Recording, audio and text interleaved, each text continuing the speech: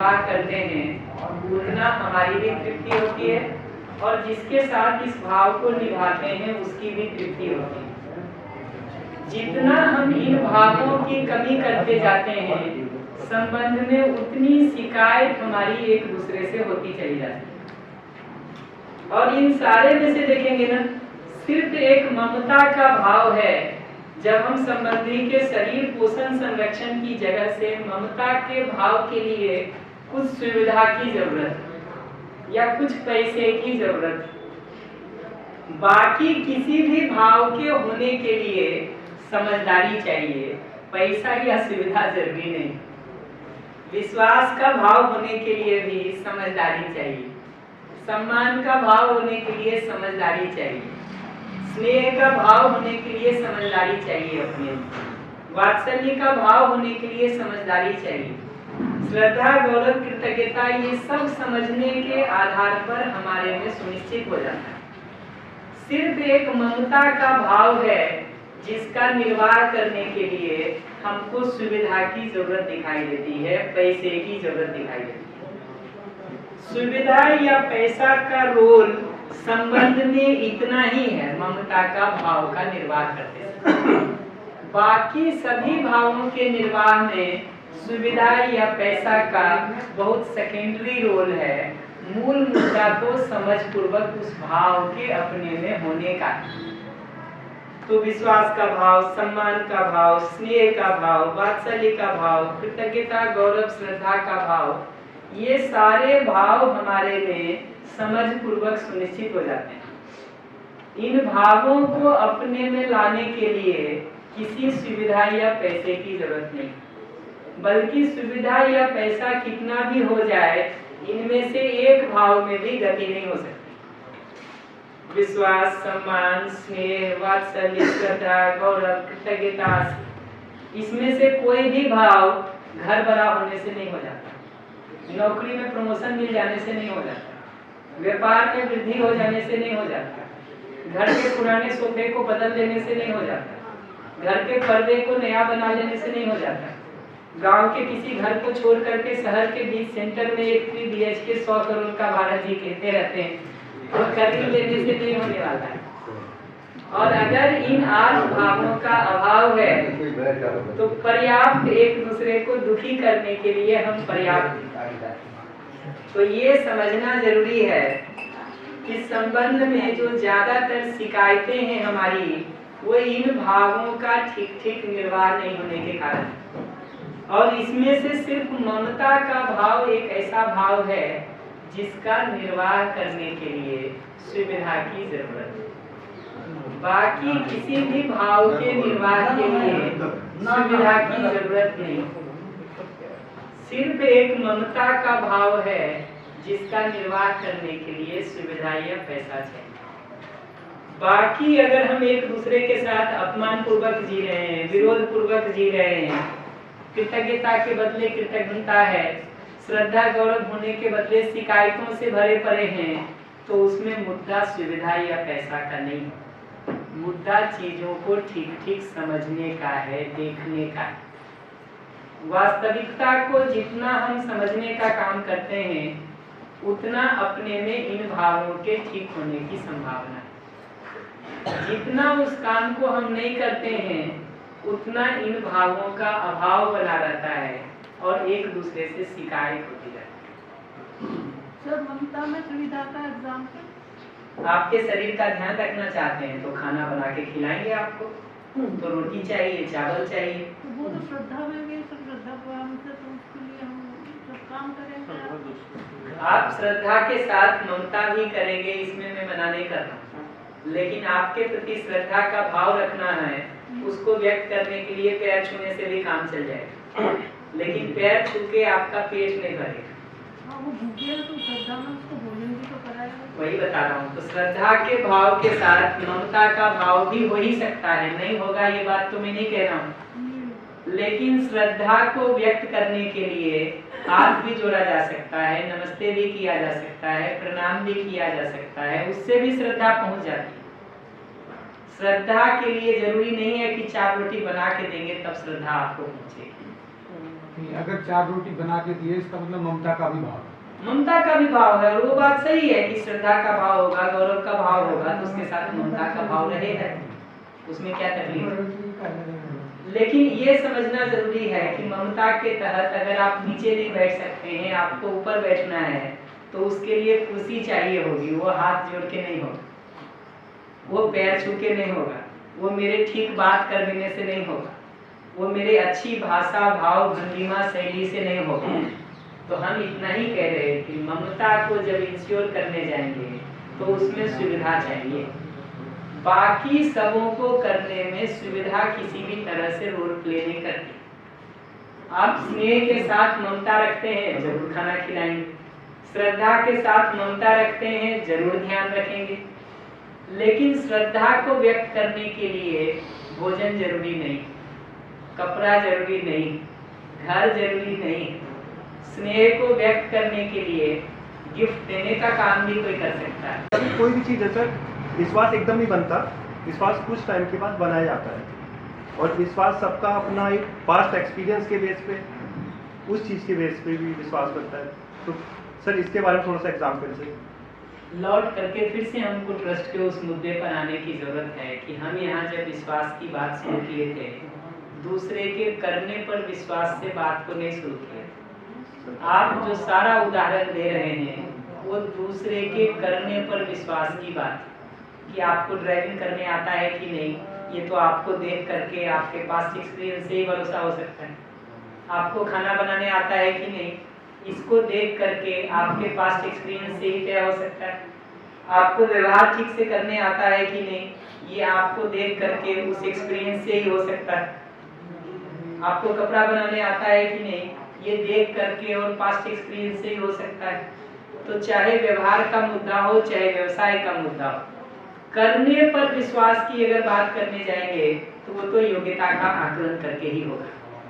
आपकी योग्यता कितनी है उतना ही हम आपके ऊपर विश्वास कर सकते हैं। लेकिन चाहने पर विश्वास की जो बात हम लोग कर रहे हैं वो दूसरे को देख करके नहीं कर रहे, वो पास्ट एक्सपीरियंस के आधार पर नहीं कर रहे, वो पिछले 5 साल से जो आपने हमारे साथ किया है उसको देख के नहीं कर रहे हैं, वो धीरे धीरे परख करके विकसित करने का काम नहीं कर रहे हैं।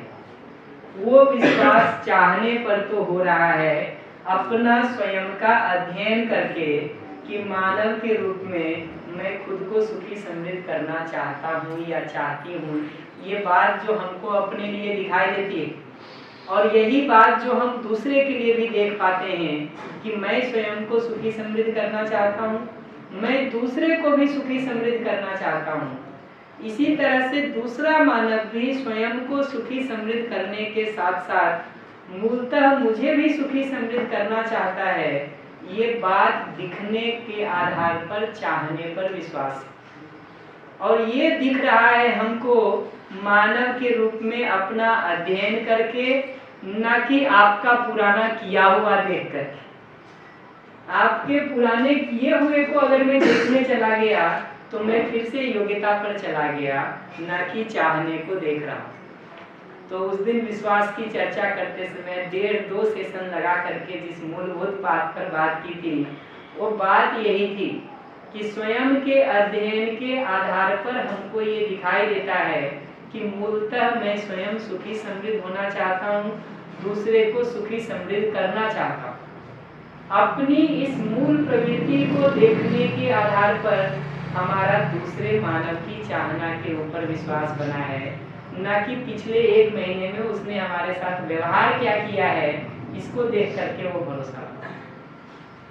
योग्यता पर विश्वास करने के लिए तो आकलन करने की जरूरत है, देखने की जरूरत है, क्या आपको आता है, क्या आपको नहीं आता है, क्या हमको आता है, क्या हमको नहीं आता है। लेकिन वो मूलभूत चाहना कि मानव के रूप में मैं मूलतः सुखी समृद्ध होना चाहता हूँ, दूसरे की सुख समृद्धि में सहयोग करना चाहता हूँ, ये मूलभूत बात जो हमको दिखाई देती है ये अपनी समझ के आधार पर हमको दिखाई दे रहा है, न कि आपके करने को देख करके दिखाई दे रहा है।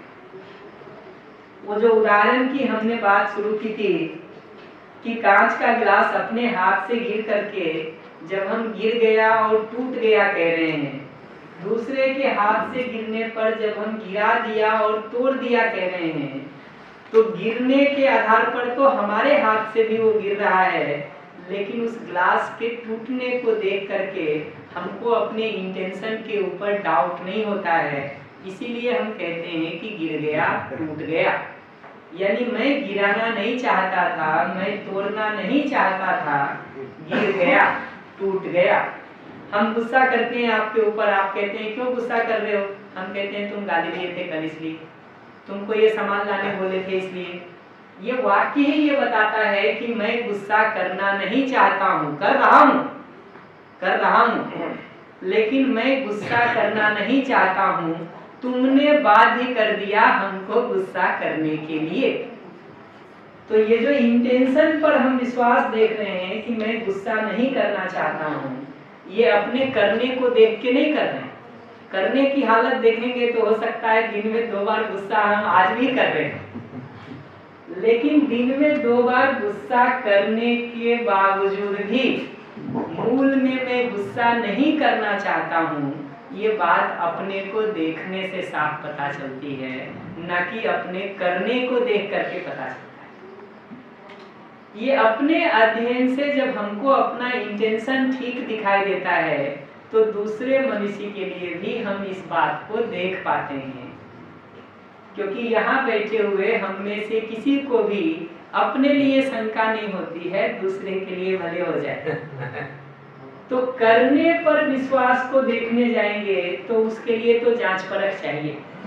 तो आप हमारे घर में रहते हुए चोरी करेंगे कि नहीं करेंगे, इसकी जांच परख करने के लिए तो समय चाहिए हो सकता है। लेकिन मूल में आप स्वयं भी सुख समृद्धि पूर्वक जीना चाहते हैं और हमारी भी सुख समृद्धि चाहते हैं, इसके लिए आपके करने का जांच परख करने की कोई जरूरत नहीं है। इसके लिए तो मानव के रूप में जो अपनी मूलभूत चाहना का हमने अध्ययन किया है, उसी से वो बात साफ हो जाती है। जैसा आपने कहा कि धर्म रखने के बाद ये तय करेंगे कि वो चोर है कि वो साध है, इसका मतलब तो यही हुआ ना कि पहले हम उसकी परख करें, और परख तभी होगी, विश्वास हम तभी करेंगे जब 2-4 साल या 2-4 महीने उसके साथ रह लें, जांच लें कि ये आदमी कैसा है, तब हम उसके संपर्क में जाए। नहीं कि इसमें कि हम अपने तो कह रहे हैं कि हम आपको विश्वास करते हैं, लेकिन कोई जरूरी थोड़ा है कि आप मुझको विश्वास करेंगे। जब विश्वास के सेशन की चर्चा कर रहे थे उसमें आप थे क्या? पूछना चाह रहा हूँ। नहीं ना, तो इस प्रश्न को अभी नहीं लेते हैं, आगे कभी बात करना होगा तो उस पर कर लेंगे।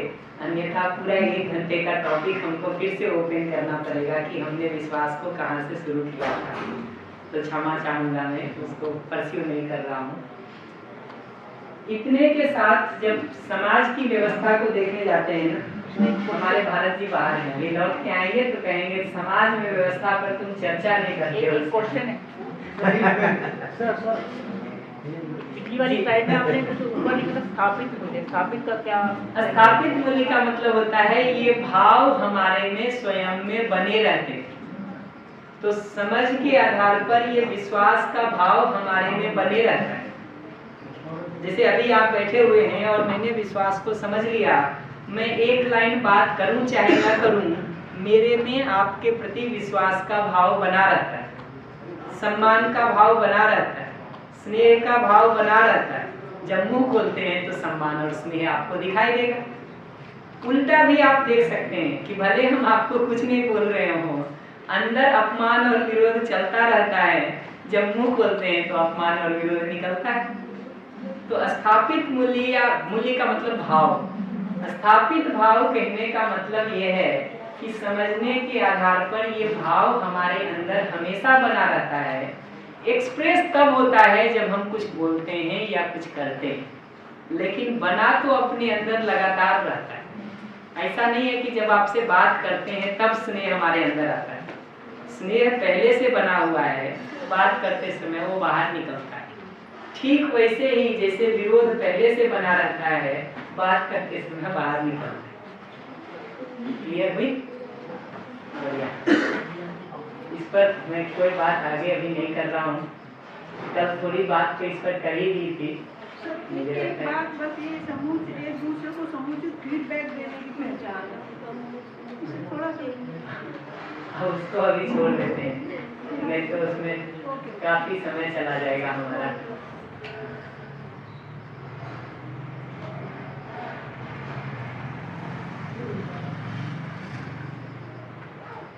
फीडबैक देने का मतलब होता है हम एक दूसरे के साथ जीते हुए अगर आपकी कोई बात हमको ठीक नहीं लग रही है तो बिना अपमान किए, बिना विरोध किए, सम्मान और स्नेह के साथ अपनी बात को हम कह सकें, ये फीडबैक देने का मतलब।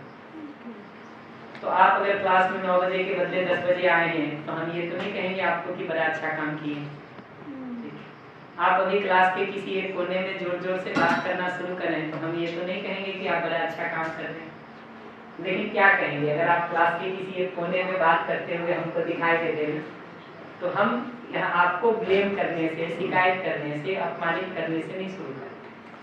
हम तो अपनी जरूरत बताएंगे कि क्लास को व्यवस्थित रूप से चलाने के लिए हमको शांति की जरूरत महसूस हो, मैं बोल सकूं और बात को आप सभी सुन सकें, आपकी बात हम तक पहुंच सके, इसलिए एक आदमी को एक बार में बोलने की जरूरत महसूस होती है।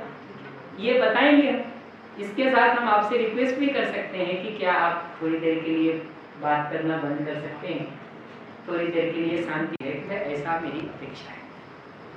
लेकिन रिक्वेस्ट का नंबर तब आता है जब जरूरत को बताने का काम कर सके, उसमें सहमति पहले बन जाए। तो क्लास में शांति की सहमति पहले बन जाए, चर्चा हमको आपस में एक दूसरे से करने के लिए बैठे हैं, इस बात पर पहले सहमति बन जाए, तब इस पर बात हो सकती है। अगर उसी पर पहले सहमति नहीं बना है तो अब इस पर बात नहीं हो सकती है कि चुप रहना है कि बोलना है। अगर सामने वाला क्रोध कर रहा है, अपन ने समझ भी लिया उसकी जरूरत क्या है, लेकिन फिर भी किसी केस के अंदर, किसी सिचुएशन के अंदर हम उसकी जरूरत को पूरा नहीं कर सकते, तो उसको क्लियर कट बोलने की नहीं कर सकते। दो काम करना पड़ता है, उसकी जरूरत को पूरा नहीं कर सकते हैं का मतलब ये होता है जितना पूछिएगा वो एक पूरा वर्कशॉप हमको संवाद वाला खोलना पड़ेगा। हम आपकी जरूरत को पूरा नहीं कर सकते हैं का मतलब है कि उसको हम पूरा करने जाएंगे तो मेरी अपनी कोई जरूरत पूरी नहीं होगी। ये वाक्य समझ में आए कि हम आपकी किसी जरूरत को पूरा करने जाएंगे तो मेरी अपनी कोई जरूरत बाधित होने लगेगी, इसीलिए तो हम नहीं कर रहे। तो हमको अपनी उस जरूरत को बताने की जरूरत होती है कि ये मेरी जरूरत है जिसका पूरा होना हमको अपने लिए उपयोगी लगता है, सार्थक लगता है, ये पहले बताना होता है। उसके साथ ये बताने की जरूरत होती है कि भाई इसके साथ हम उसको अभी इस समय नहीं कर सकते। तो आप कहेंगे कि 10,000 की बाइक खरीद के दे दो, ठीक है, या 50,000 की बाइक खरीद के दे दो। हमारी जरूरत है आपका ट्यूशन फीस भरने का, हमारी जरूरत है घर का राशन चलने का, हमारी जरूरत है माँ बाप के लिए दवाई लाने का। तो ये जरूरत को प्लेस करना पहले जरूरी होता है कि अगर हम आपको 50,000 की बाइक नहीं दे रहे हैं तो क्या जरूरत है हमारी जिसको हम पूरा कर रहे हैं, इसको एक्सप्रेस करना पहले जरूरी। पकड़ने आया क्या करना है? अच्छा डॉक्टर साहब, एक प्रश्न है जी मेरा आराम से आराम से। जैसे मेरा जो स्टाफ है, जनरल स्टाफ, वो तो ठीक काम करता है, लेकिन जो सफाई वाले लोग हैं वो क्या मोबाइल लेके बैठ जाते हैं जगह जगह और उनसे गंदा रह जाता है। और अंदर से ये भी समझ में आता है बेचारे लेडीज हैं, घर पे बच्चे हैं, काम करके आई, उनको सुबह खाना भी बना के आ रही है, थक भी रहे हैं, वो भी एक करुणा है दिल में, लेकिन काम भी कराना जरूरी है। तो फिर वहाँ कैसे किया जाए? लगता भी है कि उनको टोका जा रहा है, तो जैसे थक रही होगी मतलब ऐसे, लेकिन काम भी जरूरी है। तो ऐसे वो बैठ क्यों रहे हैं, थकान के कारण या मोबाइल पर गप मारने के लिए, ये पहले मैं चेक करना चाहूँगा। मुझे लगता है दोनों होता होगा, थकान में तो मोबाइल पे बतिया रहे हैं तो कुछ होता है। देखिए अगर थकान होता है और वो उनकी जेन्युइन जरूरत है तब तो हमको ही ये डिजाइन करने की जरूरत पड़ेगी कि कितने स्टाफ रखें और कितने घंटे काम रखें ताकि सफाई की व्यवस्था पूरी हो। अगर उनकी वो जेन्युइन जरूरत है तब तो हमको ही प्लानिंग को रीडिजाइन करने की जरूरत है कि कितने स्टाफ रखें और कितने घंटे काम रखें ताकि वो काम सटीकता से हो जाए और उनको रेस्ट का भी टाइम मिल जाए। अगर वैसा नहीं है, बैठ के टाइम पास कर रहे हैं, ये होता है, और उनकी जरूरत नहीं है उस समय रेस्ट की, अगर ऐसा है कि रेस्ट की जरूरत नहीं है, टाइम पास करने के लिए कर रहे हैं, ठीक है, समय व्यतीत करने के लिए कर रहे हैं, तो एक दिन बुला के अच्छे से बात करने की जरूरत है, और सिंपल 2 बात करने की जरूरत है। एक अपनी जरूरत बताने की जरूरत है कि इस कैंपस में सफाई को हम रखना चाहते हैं, क्योंकि मरीज के स्वास्थ्य की दृष्टि से, अपने स्वास्थ्य की दृष्टि से, वातावरण की दृष्टि से हमको उसकी जरूरत लगती है। इसको जिस भाषा में भी आप बताइए वो आप देख लीजिए कि आपकी लोकल भाषा में इसको कैसे कहा जाता है, पर मूल मुद्दा ये है कि अपनी जरूरत बता देने की जरूरत है। दूसरा, उसके बाद अगले से पूछ लेना होता है कि देखो हमको ये भी ठीक नहीं लगता है कि बार बार हम तुमको धक्का लगाते रहें या कोई तुमको कहता रहे, हमको वो तरीका ठीक नहीं लगता। तो कितना देर तुमको मोबाइल की जरूरत है या रेस्ट की जरूरत है या किन और चीजों की जरूरत है, वो हमको क्लियरली बता दो, ताकि हम उतनी ही अपेक्षा तुमसे रखेंगे। ये क्लैरिटी के साथ बात हो सकती है। अच्छा, इसमें एक और समस्या आती है कि जैसे स्टाफ बढ़ाना चाहे, वो मेरा जो वैसा स्टाफ है नर्सिंग वो तो बहुत बढ़िया है, लेकिन जो सफाई वाला दूसरा आना चाहे तो उसको नहीं टिकने देते, कुछ करके उसको भगा देंगे, क्योंकि वो इनाम पर चोरी चक्कर। हालांकि क्लियर में मना है बिल्कुल, वो पीछे से कुछ करने का कि हमारा पता ना लग जाए शायद, या वो हिस्सा ना बढ़ जाए, कुछ ऐसी प्रॉब्लम्स आती हैं, होगी ना, दिक्कत आ रही है। तो देखिए अगर आगे इस सब में जितना अंदर घुसिएगा ना, हमको हर जगह ये 2 चीजें देखनी पड़ती। अगर ये सबको ठीक करना है ना, स्टेप सबका है, थोड़े धैर्य के साथ थोड़े लंबे समय काम करने की जरूरत पड़ती है। एक दिन में रिजल्ट नहीं आता। अगर वो किसी और को नहीं टिकने देना चाहते हैं, हमको फिर ये अगले से बात करने की जरूरत है कि देखो इतनी सफाई इतना चाहिए, तुम कर पाओगे कि नहीं कर पाओगे, तुमको कोई और सपोर्ट चाहिए कि नहीं चाहिए, उसको बताने दीजिए ना नहीं चाहिए, फिर करके देगा वो, करके देगा।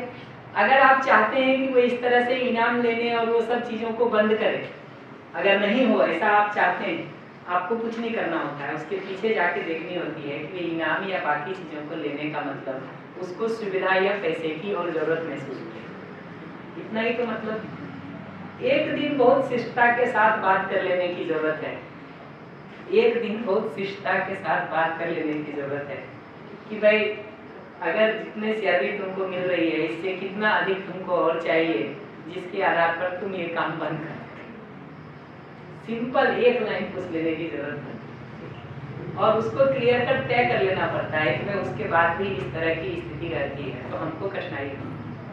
क्यों हम वो नहीं चाहते हैं कि वो वातावरण हो हमारे यहाँ इनाम का या वो का, वो एक्सप्लेन करने की जरूरत है और उसके साथ पूछ लेने की जरूरत है। अगर वो सैलरी में कुछ कहती है बढ़ाने और हम बढ़ा सकते हैं तो बढ़ा देने की जरूरत है। अगर हमको लगता है कि नहीं कर सकते हैं, नहीं बढ़ा सकते हैं, तो अल्टरनेटिव कौन आपको ईमानदार आदमी मिल सकता है उतना करने के लिए, वो ढूंढने की जरूरत पड़ेगी। तब तक जैसा चल रहा है वैसा चलता रहेगा। जैसे 4 लोग सेटल्ड हैं, 2 दिन में 2 रात, किसी ईमानदार को लाना चाहे तो पता नहीं क्या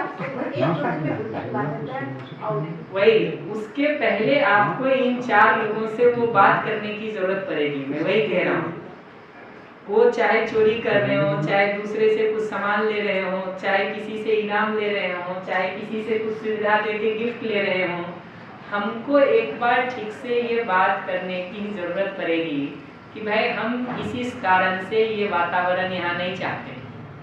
अलग अलग तरह से हमको उसकी सूचना मिलती रहती है और हम इसको यहाँ बदलना चाहते हैं। हमको तो रुक के अगले से पूछना चाहिए कि बताओ इसको बदलने के लिए क्या करना चाहिए। सर एक बात और मैंने नोटिस किया है कि हमारी व्यवस्था में हम इतनी हद तक गैप रखे और जो मुख्यतः पढ़ाने वाला स्टाफ है उसके बीच व्यवस्था और ये व्यापार के दौर इतना सारा गैप है कि उसको बहुत निजी कक्षा से देखा जाता है। तो उसके साथ अगर बात करने जाए तो उसमें स्नेह और सम्मान आए या ना आए, ये भी एक सवाल है। और बिना सम्मान और स्नेह के से बात किया जाए तो वो मानेगा कि नहीं मानेगा, ये भी दूसरा सवाल है। देखिए अगर सम्मान और स्नेह नहीं है तब तो बात करने का मतलब ही नहीं, मतलब ही नहीं। तो रुक के पहले अपने में उस सम्मान और स्नेह को इंस्टिल करने की सबके लिए वो फैमिली जैसे बहुत अच्छी बात है, बहुत अच्छी बात है, नहीं कोई भी भेदभाव जरा सा। तो उस सम्मान और स्नेह के भाव के साथ ना अगले से ठीक से बात करने की जरूरत है। देखिए कोर आइडिया तो सारे चोरी के पीछे या इन चीजों के पीछे या इनाम के पीछे तो एक ही होता है कि कुछ और पैसे की जरूरत है। डॉक्टर साहब अगर पैसे का ठीक है, लेकिन जितना भी दिया जाए उतना भी कम होगा। फिर क्या, मैंने ये देखा करके पैसा दिया एक्स्ट्रा अपनी तरफ से, उन्होंने गोल्ड खरीद दिया, अपनी जरूरत नहीं पूरी करते। एग्जैक्टली तो मैं ये नहीं कह रहा हूँ कि आप अतिरिक्त पैसा देने से शुरू करें, मैं तो कह रहा हूँ आप उससे इस चर्चा को करने से शुरू करें कि भाई क्या मिलने से तुम बदल जाओगे, ये बताओ क्या मिलने से ये चीजें यहाँ बंद हो सकती हैं, वो पूछने की जरूरत है अगले से। क्यों हम उसको यहाँ बंद करना चाहते हैं, उस पर चर्चा करने की जरूरत है अगले से। और वो सारे चर्चा संवाद के साथ आप देखेंगे 100 में 70 लोग 80 लोग बदल जाते हैं। हो सकता है 10-20 कोई ना भी बदले, ठीक है, मैं ये गारंटी नहीं कर सकता। एक स्टाफ पर कुछ कर्ज चढ़ाता है, ऐसे बात बात में पता लगा, तो मैंने उसको पहले तो कर्ज उतार, कर्ज में नहीं होना चाहिए, बहुत टेंशन वाली बात है। तो उसने जाके गोल्ड कर दिए कान के, कुछ कर्ज पे भी नहीं उतार। मैंने तो नहीं कहा आपको ये तरीका करने के लिए, मैंने सोचा कि वो करेंगे तो वहीं पहुंचेगा। देखिए उसमें हो क्या रहा है, आपकी प्रायोरिटी है उसका कर्ज उतरे, उसकी प्रायोरिटी ही नहीं है कि उसका कर्ज उतरे, उसकी जो ज्यादा प्रायोरिटी की चीजें थी वो अपना कर लाए। हमको ये समझना जरूरी है कि अगले को जब हम सहयोग करने जाते हैं ना, हम तो अपने नजरिए से देखते हैं, ठीक, अगले का अपना एक नजरिया है, ये हमको पकड़ना पड़ेगा अगले से बात करने के पहले। अभी जो कल परसों एक मोटी सी लड़की आई थी मेरे स्टाफ में जी। तो मैंने उसको कहा तुम वेट कम करो, उसके पैरों में सूजन हो रही, फ्लैट पड़ गए, ऐसे कैसे काम करोगी? तो कह रही मैं बहुत पैसे खर्च होगा। मैंने कहा पैसे तुमने मेरे पास इतने दिन तक काम किया है, मेरे पास कोई कमी नहीं है पैसे की, तुम ऐसे बोझ मत समझना, तो जो तुमने इतने दिन काम किया उसका ही मैं अपनी तरफ से तुम्हें कोर्स करा देती हूँ। वो 2 दिन रुकी, तीसरे दिन बहाना करती बात। वही देखिए क्या हो रहा है ना, हम क्या करते हैं कि हम ये जो छोटी छोटी चीजों को सुन के सॉल्यूशन दे देते हैं ना, उसके पहले हमको अगले को ठीक से सुनने की जरूरत है। बेसिकली उसकी एकमात्र कठिनाई ये नहीं है कि पैसा नहीं है उसके पास, ये तो हो सकता है आपको बोलने के लिए पहला लाइन बोल दिया। हाँ, उसने कहा कि वो मेरा भी हिसाब नहीं है पैसे वैसे का, तो मैं नहीं कर सकती। ठीक कह रहा हूँ, मेरे हिसाब से उसके पीछे उसकी 2-4 और कोई जरूरत होगी। अब मैं गेस तो नहीं कर सकता हूँ, हो सकता है घर में कोई जरूरत हो सकता है कि कोई मित्र हो, कोई साथी हो जिसको छोड़ना नहीं चाहता हो, छोड़ना नहीं चाहती हो सकता है यहाँ परहेज करने में उसको तकलीफ हो रही हो, ठीक है, क्योंकि खाने पीने की आदत गहरी लगी हुई है, यहाँ 2 बार जूस पिलाएंगे तो भाग जाएंगे। वही कह रहा हूँ, फिर हम व्यवहारिक मुद्दे को धैर्य के साथ हल करने जाएंगे ना, दसियों समाधान के रास्ते हैं, लोगों ने किया है। आप खोल के देखेंगे तो सैकड़ों लोग आपको इतिहास में मिल जाएंगे, आज के दिन के भी, थोड़े पहले के भी, जिन्होंने उन सब समस्याओं का समाधान किया है जिससे हम आप जूझ रहे हैं। हम सबको लगता है हमारे घर की समस्या तो बड़ी विकट है, दूसरों का सॉल्व कर दें। अपने घर का जब तक सॉल्व नहीं हुआ हो ना, आप मानिए कि आप किसी के घर की समस्या को हल करने लायक नहीं। सीधी सी बात, अगर हम अपने घर का, अपने परिवार का, अपने ऑफिस का, अपने जिंदगी का समस्या हल नहीं कर रहे हैं, दूसरों को भाषणबाजी कर रहे हैं, निष्कर्ष कुछ नहीं है, तो किसी एक जगह पर हमको रुक के सोचने की जरूरत तो है कि इन सब परिस्थितियों को कैसे हम निपट करके ठीक करने का काम कर सकते हैं। और उसी का एक तरीका मैं कह रहा हूँ कि किसी को समझाने के पहले उसको समझना पड़ता है, किसी को सुनाने के पहले उसको सुनने की जरूरत होती है। और जितना आप सुनेंगे ना, समझेंगे अगले को, उतना दिखाई देगा कि उसके पीछे उसकी कौन कौन सी जरूरतें हैं जो पूरी नहीं हो रही। जब तक आप उन जरूरतों को पहचान करके उसको पूरा होने का उपाय नहीं देंगे, रास्ता नहीं देंगे, या वो जरूरतें आपको ठीक नहीं लगती हैं तो उस पर चर्चा और संवाद करके अगले को भी वो देखने में मदद नहीं करेंगे, तब तक वो कैसे बदलेगा। तो अगला अगर समोसा में, आइसक्रीम में, मिठाई में फंसा हुआ है और हम चाहते हैं कि इस हेल्थ सेंटर पर वो आए, तो पहले उससे चर्चा और संवाद करके हेल्थ सेंटर में आने की सार्थकता बताने की जरूरत है। समोसा, मिठाई और रसगुल्ले में जो वो उलझ गया है, उसमें क्या तकलीफ उसको हो रही है, उसको सम्मान और स्नेह के साथ बताने की जरूरत है। और उस पर चर्चा करके पहले ये सॉर्ट आउट करने की जरूरत है कि उसके लिए हेल्थ ज़्यादा जरूरी है रसगुल्ले और मिठाई और समोसा से। ये बात जब उसको दिखेगी ना, उसके बाद हेल्थ सेंटर में आने की बात हो सकती है, उसके पहले कोई बात नहीं हो सकती। उसके पहले हेल्थ सेंटर लाएंगे तो हर तीसरे दिन भाग जाएगी, गारंटी है, हर तीसरे दिन गायब रहेगी। नहीं भी भागेगी ना, यहाँ खाली चाट समोसा खा लेगी। यहाँ हमने ऐसे केस देखे हैं कि रात के 2 बजे बाथरूम में जाके ना वो कच्ची रोटी खाते रहते हैं जी, सूखी। सर पड़ोस तो कोर आइडिया ये है कि समझने में सहयोग करने की जगह पर जब तक ये सॉर्ट आउट नहीं हो गया है कि उसके लिए हेल्थ ज्यादा जरूरी है मिठाई और समोसे की तुलना में, तब तक उसी चर्चा को और प्रभावी ढंग से करने की जरूरत है, न कि यहाँ लाने की जरूरत है। वो कहते हैं हमारे यहाँ की बच्चों को एक्सपेरिमेंट करने के लिए जो है शराब नहीं पीना चाहिए बोल करके, ठीक, एक बोतल में शराब रखी, एक बोतल में पानी रखा, एक में एक कीड़े को पकड़ के डाला, दोनों में एक एक को, तो पानी वाले में जिंदा रह गया, शराब वाले में मर गए। तो बताना चाहता था बच्चों को कि देखो इससे जो निष्कर्ष निकलेगा कि शराब पीने से जो है मर जाते हैं। तो किसी शराबी से पूछा कि इसको देख के तुमको क्या समझ में आया, तो उसने कहा इसको देख के हमको ये समझ में आया कि शराब पीने से पेट के सारे कीड़े मर जाएंगे। तो जब तक ये निष्कर्ष कोई निकाल रहा है तब तक उससे रुक के चर्चा और संवाद करने की ही जरूरत है, ताकि ठीक निष्कर्ष निकल सके।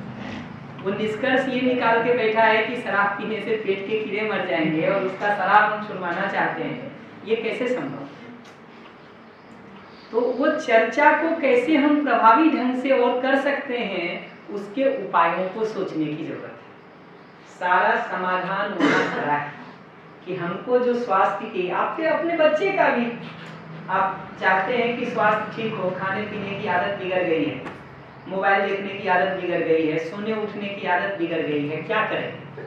यही करना होता है कि उसके दुष्प्रभाव क्या उस पर पड़ रहे हैं वो बताने की जरूरत होती है। वो ऐसा क्यों कर रहा है उसको समझने की जरूरत होती है। तो उसका मनोरंजन का जरूरत, उसका आराम का जरूरत, उसका स्वाद का जरूरत, ये सबको भी अधिकतम कैसे पूरा किया जा सकता है, स्वास्थ्य को, पढ़ाई को, बेहतर भविष्य को ध्यान में रखते हुए यहाँ से चर्चा शुरू करने की जरूरत है।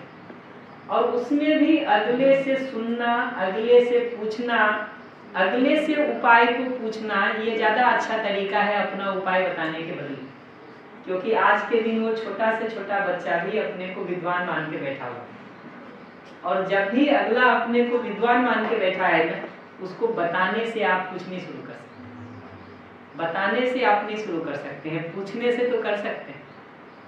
बताने से इसलिए नहीं शुरू कर सकते हैं कि उसके अहंकार को सबसे पहले चोट लगती है। तुम बताओगे हमको तुमसे ज्यादा पता है। और आजकल गूगल और इंटरनेट के युग में तो हर आदमी विद्वान हो गया है।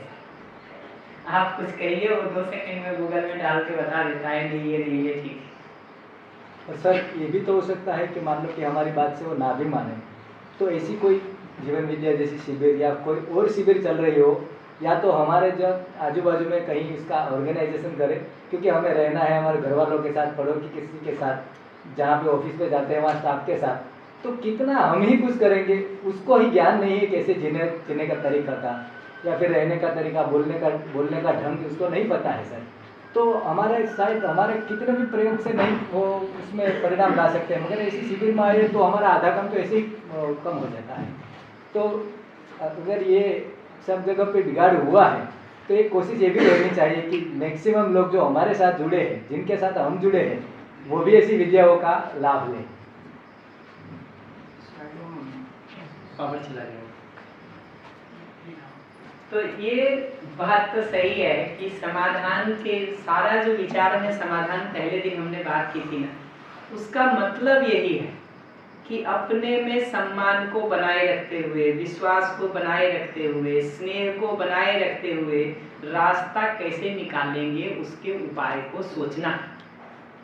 अभी हमसे आपसे जो चूक होती है ज्यादातर समय, वो चूक ये सम्मान, स्नेह जैसे भावों को बनाए रखते हुए हमारी जरूरत और अगले की जरूरत, ये दोनों कैसे पूरी हो सकती है उसके उपाय को सोचना।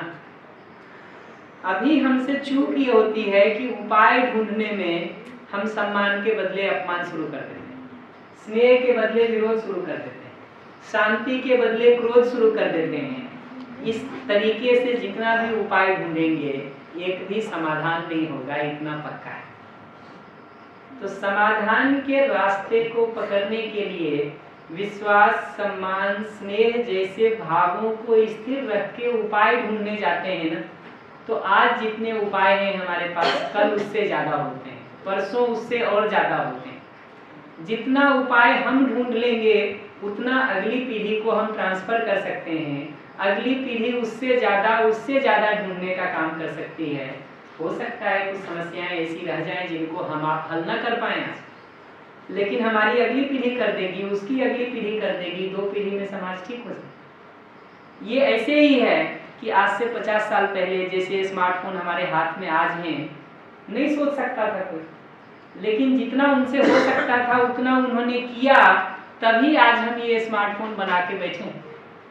जितना उनको करना था अगर वो उन्होंने नहीं किया होता तो आज हम भी उस बेसिक फोन को बना रहे होते, न कि ये स्मार्टफोन हाथ में लेके घूम रहे। लोगों ने अगर आग की खोज नहीं की होती, पहिए का आविष्कार नहीं किया होता, तो आज हम रॉकेट नहीं बना रहे होते, आज हम पहिए का आविष्कार करने में लगे होते।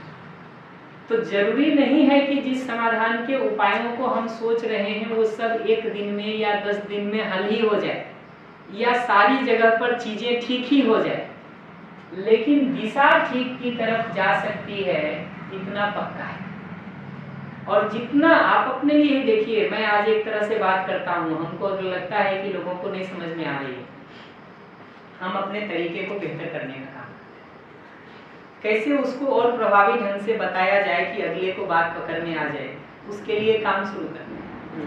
वो काम अगर हम कर रहे हैं तो दिनों दिन हमारा कहना ज्यादा प्रभावी होता है। इसे पकड़ लिया है ना, तो दिनों दिन बेहतर होते चले जाएंगे, इतना पक्का कहा जा सकता है। हर आदमी हमसे सुन ही लेगा और समझ ही लेगा, ये दावा में नहीं कर सकता, लेकिन किसी से नहीं सुनेगा और किसी से नहीं समझेगा, ऐसा भी नहीं होता है। रास्ते खुलने शुरू होते हैं तो कहीं न कहीं से खुल ही जाता है। वो दिशा ठीक पकड़ने की जरूरत है, और कोर आइडिया उसका इतना ही है कि अगला जो कुछ भी कर रहा है उसके पीछे उसकी जरूरत क्या है, उसको हम पहचान सकें। हम जो कह रहे हैं उसके पीछे हमारी जरूरत क्या है, उसको हम पहचान सकें। और ये दोनों जरूरत कैसे पूरा हो सकता है, उसके उपाय पर चर्चा करें, और उसको भी अगले से पूछने और सुनने से शुरू करना ज्यादा सेफ उपाय है, ज्यादा सुरक्षित उपाय है, बजाय बताने की। आप बच्चे को एक रूटीन बना के दीजिए और कहिए फॉलो करो, वो ज्यादा कठिन है। आप बच्चे से उसकी सारी जरूरत, पढ़ाई की भी बात, खेल की भी बात, उसका खेल में ज्यादा इंटरेस्ट है तो पहले खेल की जरूरत फिक्स कर दीजिए, मनोरंजन की जरूरत फिक्स कर दीजिए, फिर पढ़ाई का, स्वास्थ्य का, ये सारी जरूरत फिक्स करके उसको कहिए रूटीन बनाने, हो सकता है आपसे बेहतर बना के, और अपने बनाए हुए रूटीन को ज्यादा जिम्मेदारी से फॉलो करेगा बजाय आपके बनाए हुए रूटीन को देने से। तो प्रयोग करके देखने की जरूरत है, और जो जो उसमें सफल हो जाए उसको आगे करते रहें। जो जो नहीं हो पाता है किसी कारण से सफल, वो सब पर धीरे धीरे और सोचने की जरूरत है कि कैसे बेहतर तरीके को हम अपना सकते हैं। ये शिविर में भी जो चर्चाएं हम लोग करते हैं वैसे ही करते रहे। 20 साल पहले आप देखते तो शिविर ऐसे नहीं चलाते थे जैसे अभी चला। 10 साल बाद भी देखिएगा तो हो सकता है ऐसे नहीं चलाते मिले जैसे अभी चला रहे हैं। अगर बेहतर तरीके दिखाई देंगे तो और बेहतर करेंगे, इम्प्रूवमेंट करेंगे। ऑडियंस के हिसाब से भी करते हैं। अभी IIT में शिविर चलाते हैं तो उसमें हम कुछ और चीज़ों को भी यूज़ कर लेते हैं, गांव में चलाते हैं कुछ और चीज़ों को भी यूज़ कर लेते हैं।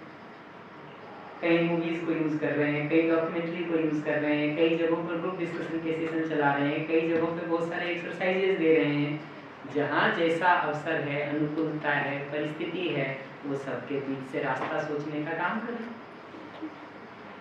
जितना वो काम करता है उतने को बना के रखते हैं, जो लगता है काम नहीं कर रहा है उसको दिनों दिन और बेहतर करने का काम। जैसे ऑडियो वीडियो या काम तो बहुत, उसका इम्पैक्ट सबसे ज़्यादा होता है जी। कभी 2 दिन हमें भी कुछ ऑडियो वीडियो बहुत सारे मुद्दे हैं ना, सबको एक साथ नहीं किया जा सकता। एक तो जो 8 दिन का शिविर करते हैं उसको 7 दिन का किए हुए हैं, तो हमारा एक दिन ऐसे ही चला गया है। उसके बाद फिर तय ही करना पड़ेगा कि किस मुद्दे को ज़्यादा विस्तार करें, इसलिए मैं और नहीं करता हूँ। समाज में व्यवस्था की जगह से देखेंगे ना, ये मानव के 4 लक्ष्य समझ में आते हैं, जिस पर पहले दिन भी हमने बात की थी, इसलिए मैं बहुत विस्तार नहीं करता हूँ। हर व्यक्ति में समाधान, हर परिवार में समृद्धि, समाज में अभय और इस प्रकृति में अस्तित्व में सहअस्तित्व, ये हमारे लक्ष्य के रूप में हमको दिखाई देते हैं। आप अपने से ही पूछ के देख सकते हैं कि समाधान या समझदारी हर व्यक्ति में हो, ये हमारी जरूरत है कि नहीं। समृद्धि हर परिवार में हो, और समृद्धि को हम लोगों ने परिभाषित किया था अपनी सुविधा की आवश्यकता को पहचान करके उससे अधिक होने का भाव का नाम समृद्धि। और समृद्धि होने के लिए आवश्यकता की पहचान होना जरूरी है।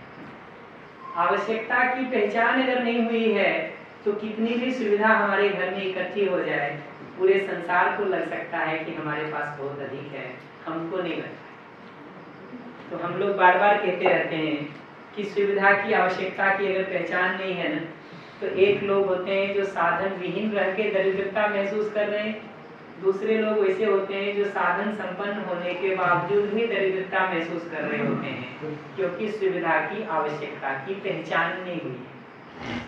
और हमारी सुविधा की आवश्यकता की पहचान हो जाए तभी उससे अधिक होने की बात हो सकती है और समृद्धि का भाव हो सकता है। इस पर भी हम लोगों ने बात की थी कि समृद्धि के भाव की पहचान ये है कि फिर हम दूसरों का पोषण करने की सोच पाते हैं, दूसरों का नर्चर करने की, दूसरों को देने की सोच पाते हैं। जब हमको ये दिखता है कि मेरे पास मेरी जरूरत से अधिक है, दूसरों को देना स्वाभाविक प्रवृत्ति। जब भी हमको लगता है कि मेरे पास मेरी जरूरत से कम है, क्योंकि हमको जरूरत का ही पता नहीं है, तो जब भी हमको लगता है कि मेरे पास मेरी जरूरत से कम है, बहुत संभावना है कि जाने अनजाने हम आपको एक्सप्लॉइट करने की भी, आपका शोषण करने की भी सोच ले जाए। तो समृद्धि हर परिवार की ही जरूरत है। उसको अगर नहीं सुनिश्चित करते हैं तो साधन विहीन होकर के भी दरिद्रता बनी रहती है, डिप्रीवेशन बना रहता है। बहुत सारा साधन संपन्नता हो जाने के बाद भी मानसिकता वही अभाव की बनी रह जाती है, वही दरिद्रता की बनी रह जाती है। उन्होंने गणेश जी ने बनाया था क्या जी, साधन विहीन और साधन संपन्न हमारे पास भी है, डीपीटी यहाँ लगा हुआ है, डीपीटी का लगा हुआ है, लेकिन समय नहीं है हमारे पास, इसलिए हम ओपन नहीं कर रहे।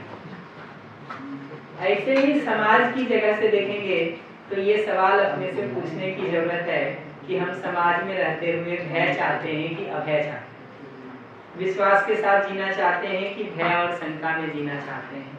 उत्तर बहुत साफ है। ऐसे ही प्रकृति के साथ जीते हुए सहअस्तित्व या पूरकता का हम निर्वाह करना चाहते हैं, एक दूसरे के लिए पूरक और सहयोगी होना चाहते हैं, या प्रकृति को एक्सप्लॉइट करना चाहते हैं, शोषण करना चाहते हैं। ये सवाल अपने से पूछने की जरूरत है।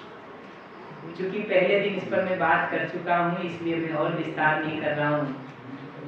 व्यवस्था को देखिएगा ना कि समाज में व्यवस्था का मतलब क्या है। मूलतः एक व्यक्ति जो ऐसा जीना ही चाहता है समाधान समृद्धि अभय सहअस्तित्व के साथ, मूलतः एक व्यक्ति जो ऐसा जीना ही चाहता है समाधान समृद्धि अभय सहअस्तित्व के साथ, वैसा जीने के लिए अनुकूलता देना, अवसर देना, प्रोत्साहन देना, संरक्षण देना, साधन देना, ये व्यवस्था का रोल है। तो व्यवस्था का मतलब किसी आदमी के ऊपर जबरदस्ती कुछ थोपना नहीं। व्यवस्था का मतलब डंडे मार मार करके लोगों को लाइन में चलाना नहीं।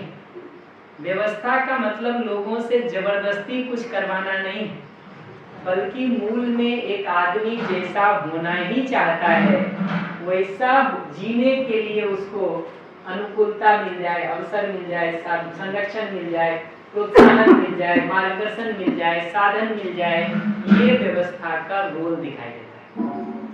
तो व्यक्ति और व्यवस्था एक दूसरे के विरोध में नहीं है, बल्कि व्यवस्था व्यक्ति जैसा होना चाहता है वैसा होने में सहयोग करने के लिए, और व्यक्ति ही इन व्यवस्थाओं को चलाने वाला धारक वाहक होता है।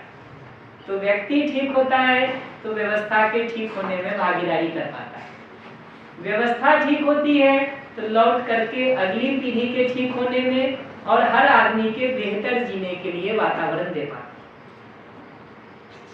तो अगर व्यक्ति ठीक होता है व्यवस्था को ठीक करने में और ठीक व्यवस्था को चलाने में अपना भागीदारी करता है, व्यवस्था ठीक होती है तो अगली पीढ़ी के ठीक होने का काम कर पाती है और इस पीढ़ी को भी जीने के लिए अनुकूल अवसर, साधन, प्रोत्साहन, मार्गदर्शन, संरक्षण देने का काम करती है। तो सही अर्थों में देखेंगे तो मानवीय व्यवस्था व्यक्ति निर्माण की जगह से सहयोगी है, सार्थक है। हम सभी समाज में एक व्यवस्था चाहते ही हैं। एक भी व्यक्ति ऐसा नहीं है जो मूल में अव्यवस्था चाहता। इसीलिए अव्यवस्था फैलाते हुए किसी भी आदमी से आप पूछिए कि क्यों ऐसा कर रहे हो, वो एक कारण बताएगा, एक मजबूरी बताएगा, एक बाध्यता बताएगा। हमारे साथ ऐसा ऐसा हो रहा है तो हम क्या करें, हमको इतनी जगह पर झेलना पड़ रहा है तो हम क्या करें, दूसरे लोग भी तो ऐसा कर रहे हैं, हमने कर दिया तो क्या कर दिया। ये सारे जस्टिफिकेशन के तर्क ही इस बात को बताते हैं कि अव्यवस्था करता हुआ आदमी भी मूल में अव्यवस्था नहीं चाहता। इसी तरह से अव्यवस्था में भागीदारी करते हुए व्यक्ति के साथ भी आप अव्यवस्था से जी लीजिए, आप उसके साथ कुछ अव्यवस्थित काम कर दीजिए, वो उसकी शिकायत तुरंत कर देता है। वो खुद उसी अव्यवस्था को वर्षों से चला रहा है, लेकिन आप उसके साथ अव्यवस्था कर दीजिए, वो शिकायत है। उसको कैसे पता चलेगा व्यवस्था, वो तो खुद अव्यवस्थित है। एकदम सिंपल बता रहा हूँ ना, छोटा उदाहरण देता हूँ। टिकट खिड़की पे जब लाइन लगे रहते हैं ना, बहुत सारे लोग होते हैं जो बीच बीच में तोड़ के घुसते रहते हैं। वो तोड़ के घुसने वाला आदमी भी जब लाइन में सबसे आगे आ गया हो ना, उसका हाथ पकड़ के पीछे खींच दीजिए और अपना हाथ डाल दीजिए, देखिए वो क्या कहता है, आप ठीक कर रहे हैं कि खराब कर रहे हैं। उसके देख लीजिए ना, पता चल जाए। बोलता है वो सेकंड्स में उत्तर देख पा रही है ना, उत्तर इतना सिंपल है। तो सर माउस की मिस्टेक भी है और फिर भी बोल रहा है वो। वही बता रहा हूँ मैं आपको कि ये दिखना जरूरी है कि अव्यवस्था करता हुआ आदमी भी, अपमान विरोध करता हुआ आदमी भी, बेईमानी करता हुआ आदमी भी चाहता तो मूल में व्यवस्था है, मूल में व्यवस्था है। कहीं भी प्रयोग करके देखिए, एक बच्चा जो रोज दूसरों का मिठाई छीन के खा जाता हो, ठीक, एक दिन आप मिठाई लाइए, सबको बांटिए, उसको मत दीजिए, देखिए वो क्या कहता है।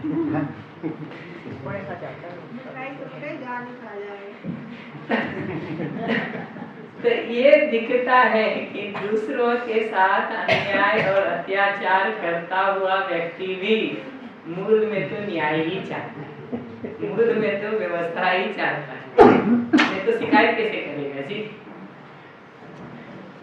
तो व्यक्ति जैसा मूल में जीना ही चाहता है, व्यवस्था उसको वैसा जीने के योग्य बनाती है, फिर वैसा अवसर देती है, वातावरण देती है, साधन देती है, प्रोत्साहन देती है, संरक्षण देती है। सर जिन्हें मूलतः हम छोटी सी बात समझते हैं, वैसे सबसे बड़ी बात वही सुनते है ना। जिंदगी सारी ऐसी ही हो गई है कि हर छोटे से छोटे मुद्दे को हमने इतना उलझा लिया है और एक के ऊपर एक इतना उलझाते चले गए हैं कि समय लेता है। 10 साल से जो पति पत्नी रह रहे हो ना, आप उनको सुनने जाइए ना, 2 दिन तो चाहिए सुनने के लिए, क्योंकि शिकायतों की इतनी लंबी लिस्ट एक दूसरे के लिए लेके बैठे हैं कि सॉल्यूशन तो तब हो सकता है जब 2 दिन उसको सुन सके। एक बच्चा जो अपने माँ बाप से नाराज होकर घर छोड़ के भाग गया है, अगर आप चाहते हैं कि वो माँ बाप के साथ ठीक से जिए, 2 दिन चाहिए उसको सुनने के लिए, क्योंकि बीच में राम कथा वो लेके बैठा हुआ है और जब तक उसको आप सुन नहीं लें तब तक उसको ये भरोसा ही नहीं होता है कि आप उसकी परिस्थिति कुछ जानते भी। बड़ा पेशेंस। आपने पहले लाइन में भी उसकी बात पकड़ ली हो ना, तब भी उसको सुनना जरूरी है, ताकि वो खाली नहीं होगा अंदर से, तो आपको सुनेगा कहाँ से। तो हमको ये समझना जरूरी है कि छोटे छोटे मुद्दों को ही एक के ऊपर एक हमने इतने लेयर में उलझा लिए हैं कि सुलझाते समय लगता है कि ये पहाड़ खड़ा कैसे हो गया। पहाड़ एक एक करके ही खड़ा हुआ है जी। हम और आप जब पहले दिन मिलते हैं ना आप हमारे बारे में कुछ जानते हैं, ना मैं आपके बारे में कुछ जानता हूँ। ये तो हमारा आपका रोज का जीना है जो ये तय करता है कि अगले साल भर में हमारे और आपके बीच शिकायतों का पहाड़ बनेगा या आश्वस्ति का पहाड़। एक तिनका जब डाल रहे होते हैं ना, उस दिन नहीं पता चलता है। जब वो इकट्ठा होते होते साल 2 साल में जमा हो जाता है ना, तब लगता है ये कचरे का पहाड़ कहाँ से आ गया। अजी रोज एक टुकड़ा डाल रहे थे हम ही लोग, रोज एक टुकड़ा डाल रहे थे, तो पहाड़ तो दिखेगा। आज कहाँ जाएगा वो, कहाँ जाएगा।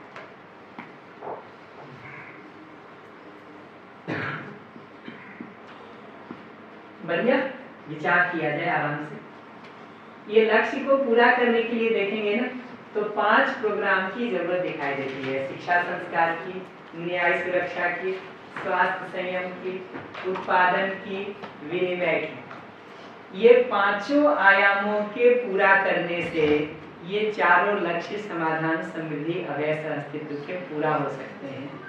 इनमें एक का मतलब क्या है और कैसे हो सकता है, उस पर हम बात शुरू करते हैं धीरे धीरे।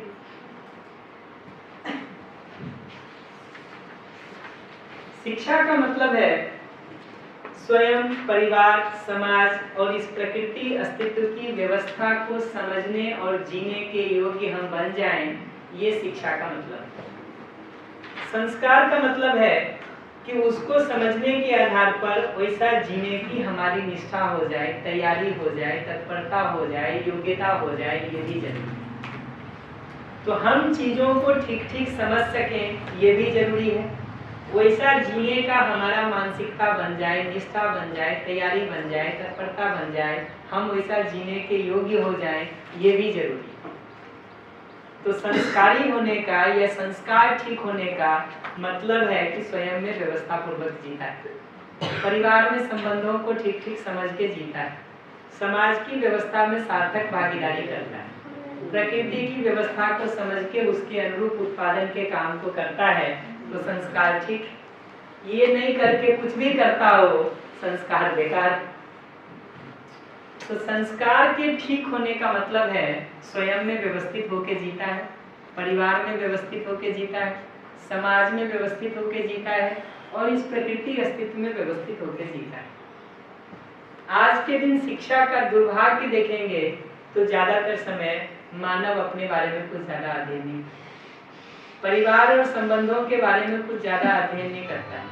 ये विश्वास, सम्मान, स्नेह, प्रेम, ये सब सुने सुनाए शब्द होते हैं, जिसकी अपनी कोई एक परिभाषा हम मन में बना के घूम रहे होते हैं, जिसका वास्तविकता से कोई बहुत लेना देना हो, ये जरूरी नहीं।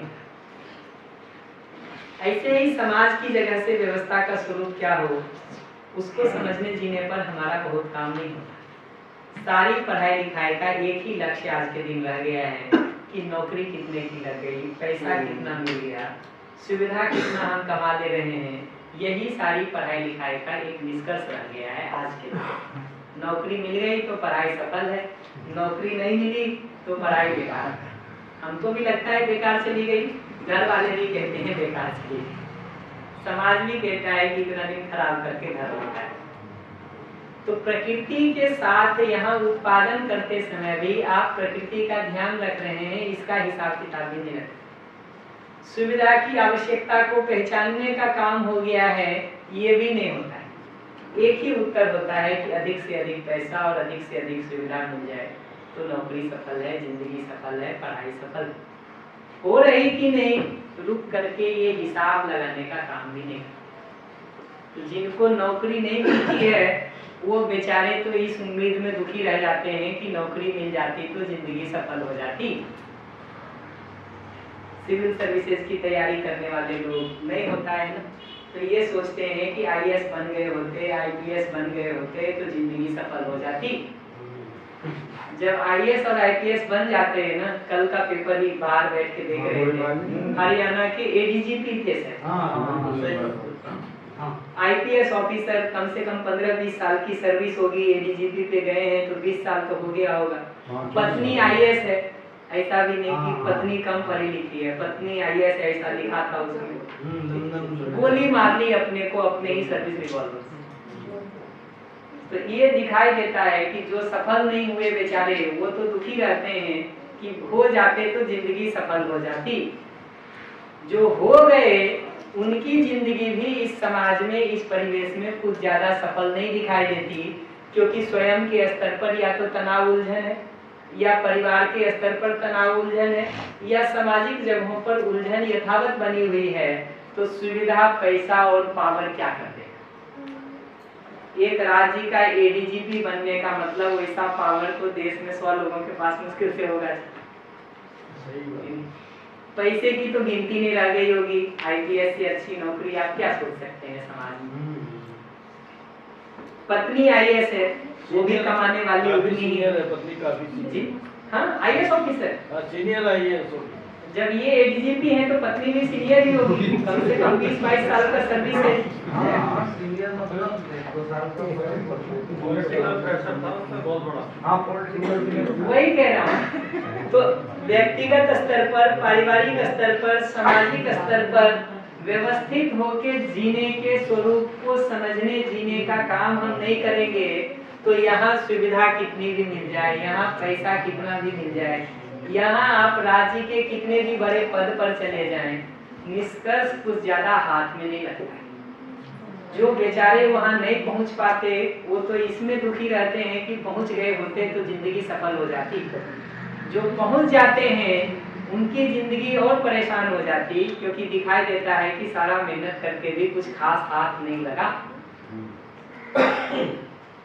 तो शिक्षा की वस्तु को देखेंगे ना, तो स्वयं, परिवार, समाज, प्रकृति, अस्तित्व, इसमें व्यवस्था को समझना, ये शिक्षा की वस्तु है।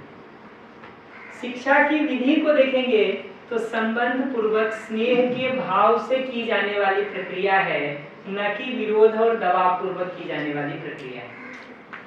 शिक्षा की पूरी प्रक्रिया संबंध पूर्वक स्नेह के भाव से की जाने वाली प्रक्रिया है, न कि विरोध और दबाव पूर्वक।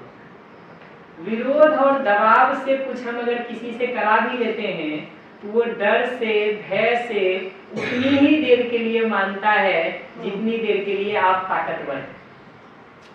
जिस दिन आपका ताकत कम होना शुरू होता है, उसका ताकत बढ़ना शुरू होता है, उस दिन से सारा विरोध, भय खत्म होता है। उस दिन से वो आपके ऊपर दबाव बनाना शुरू कर देता है, क्योंकि वो तरीका उसने सीख लिया, वो तरीका उसने सीख लिया। संबंध पूर्वक स्नेह के भाव से ही बदलाव की संभावना दिखती है, क्योंकि यही विधि है जिससे अगला हमारे साथ जुड़ाव महसूस करता है। इनफैक्ट आज के दिन बच्चों की परवरिश में एक बड़ी कठिनाई, हमारी बात जो बच्चा नहीं मानता है ना बहुत बार, उसकी एक बड़ी कठिनाई ये भी हो गई है कि हमारे दिन भर के जीने में उसको कहीं भी अपने से जुड़ाव ही महसूस नहीं होता।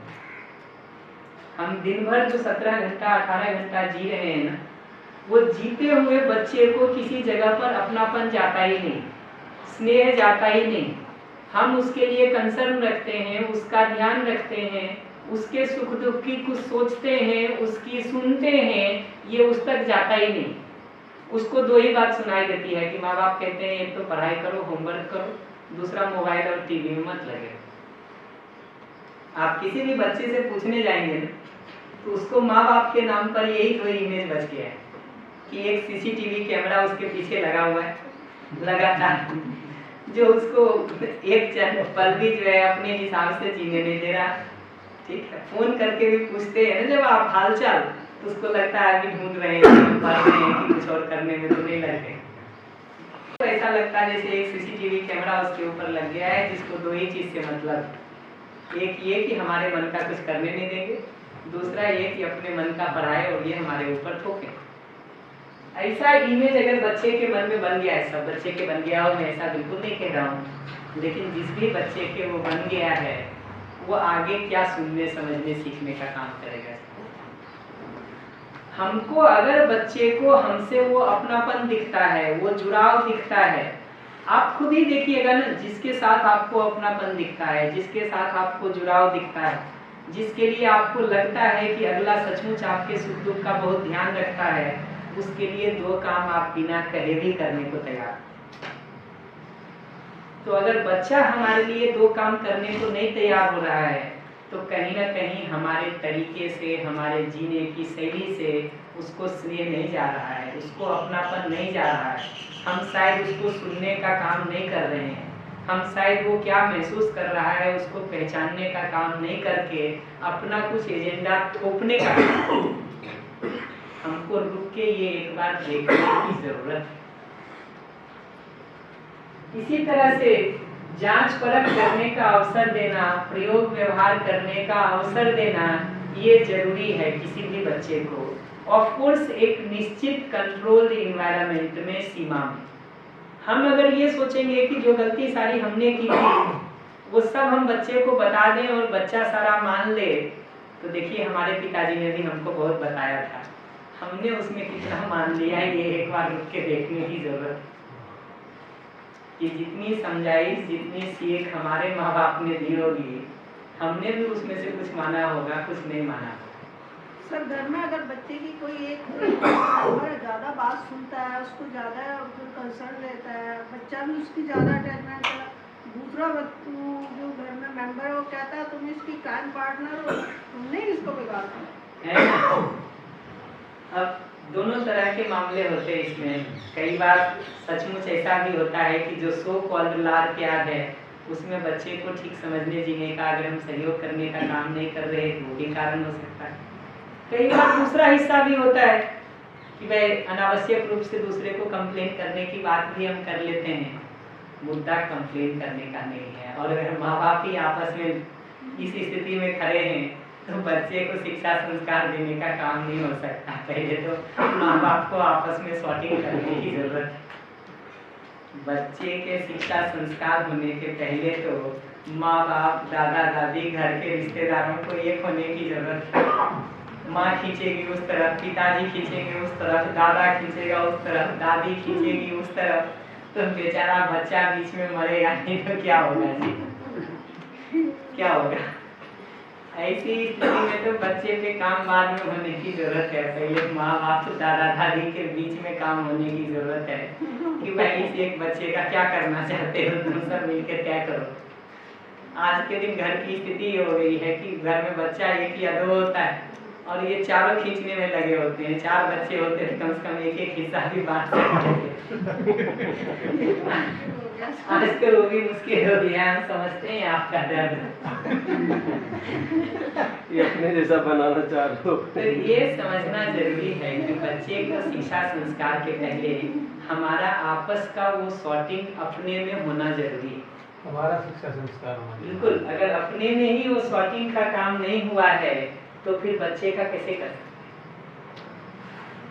इसी तरह से उसको जांच परख करने का, अपने अधिकार पर जांच परख करने का अवसर देने के बदले, वो जब प्रश्न पूछता है तो उस प्रश्न का उत्तर देने के बदले डांट टपट के, मार पीट के, जबरदस्ती करके, मुंह बंद करके, 2 जवाब देके चुप कराने का काम अगर कर रहे हैं तो आप समझ लीजिए कि बच्चा बाहर से चुप होगा, अंदर से बोलता है।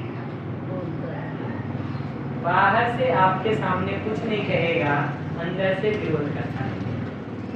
अगर उसको अपने अधिकार पर जांच परख करने का अवसर नहीं मिल रहा है, उसके क्यों और कैसे के प्रश्न का उत्तर देने का काम हम नहीं कर रहे हैं, उसको प्रयोग व्यवहार करने का अवसर देने का काम हम नहीं कर रहे हैं, तो बच्चे का समझने सीखने का काम नहीं हो सकता है।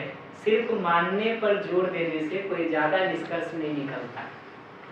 मेरे गांव के अंदर एक परिवार है, प्राइमरी स्कूल में टीचर थे, चाचा ही लगते थे हमारे, लेकिन उन्होंने इतनी सख्ती अपने परिवार पर रखी कि हमारे उन बच्चों को, उनके मतलब हमारे चचेरे भाइयों कभी किसी रामलीला देखने, दशहरा देखने कोई परमिशन नहीं थी।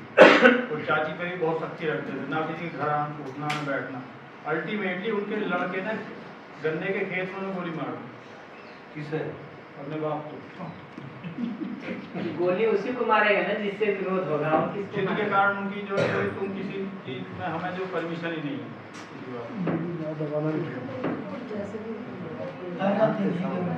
आज के दिन क्या हो गया है, हमको लगता है 25 साल उम्र हो गई तो हम माँ बाप पहला और आखिरी केस है मेरे गांव में पिछले 200 साल की हिस्ट्री में।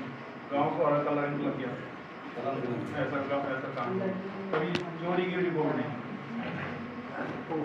वो अंदर ही तो बोलता रहा। इनफैक्ट परिवार में व्यवस्था को जब समझने जाते हैं ना, उसका एक हिस्सा है पेरेंटिंग को समझना। माँ बाप होने का या अभिभावक होने का मतलब क्या है, परिवार में व्यवस्था के तहत एक मुख्य हिस्सा है उसको समझने का। हम अभी ये मानते हैं कि 25 साल 27 साल की उम्र हो गई तब हम माँ बाप बनने लायक माँ बाप बन सकते हैं।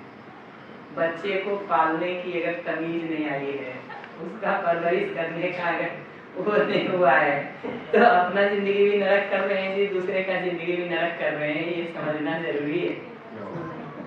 हमको लगता है कि पैसा कमाने लायक हो गए तो जिंदगी सफल हो गई।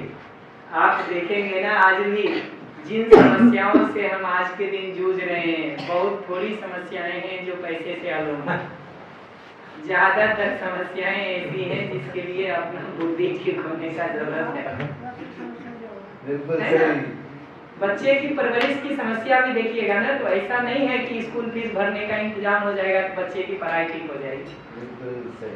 जो समस्या छोटे स्कूलों में दिखाई देती है, वही समस्या मोर और लेस बड़े स्कूलों में भी दिखाई देती है। मेरे मकान में एक बच्ची अभी रहना आई है, वो जो है उसकी टीचर है, हालांकि जो है प्राइमरी स्कूल में, उसका हस्बैंड कोर्ट में है, पेशकार वगैरह इस टाइम वगैरह, फाइनेंशियल कोई दिक्कत नहीं, तो 80-90 हज़ार वो सब मिलते हैं उसको, तो और इनकम भी।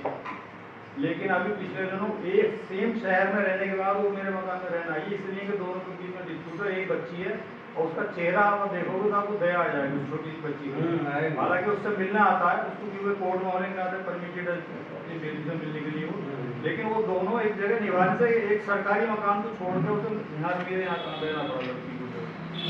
और केवल क्या बात है कि जो है उसने नौकरी क्यों कर ली, टीचर लगी बाद में, वो जो है उसकी पहले जॉब थी बंदे की जो, तो कितना जो है अजीब और गरीब जो है दोनों के बीच होता है। पति पत्नी के बीच झगड़े का, ये नहीं चाहते मैं नौकरी, पति पत्नी के बीच झगड़े का सबसे ज्यादा अगर किसी को झेलना पड़ता है तो बच्चा है। सबसे ज्यादा अगर किसी को झेलना पड़ता है तो बच्चा है। और बचपन में जो उसको इस तरह की चोट लगती है ना, वो पूरी जिंदगी उसका रिएक्शन होने वाला है जी, पूरी पर्सनालिटी डिस्ट्रॉय हो जाती है, डिस्ट्रॉय हो जाती है।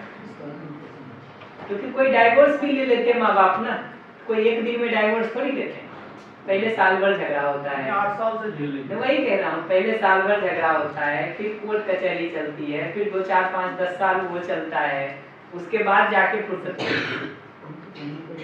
उसके बाद भी फुर्सत क्या मिल गई, दिमाग में वही चलता रहता है।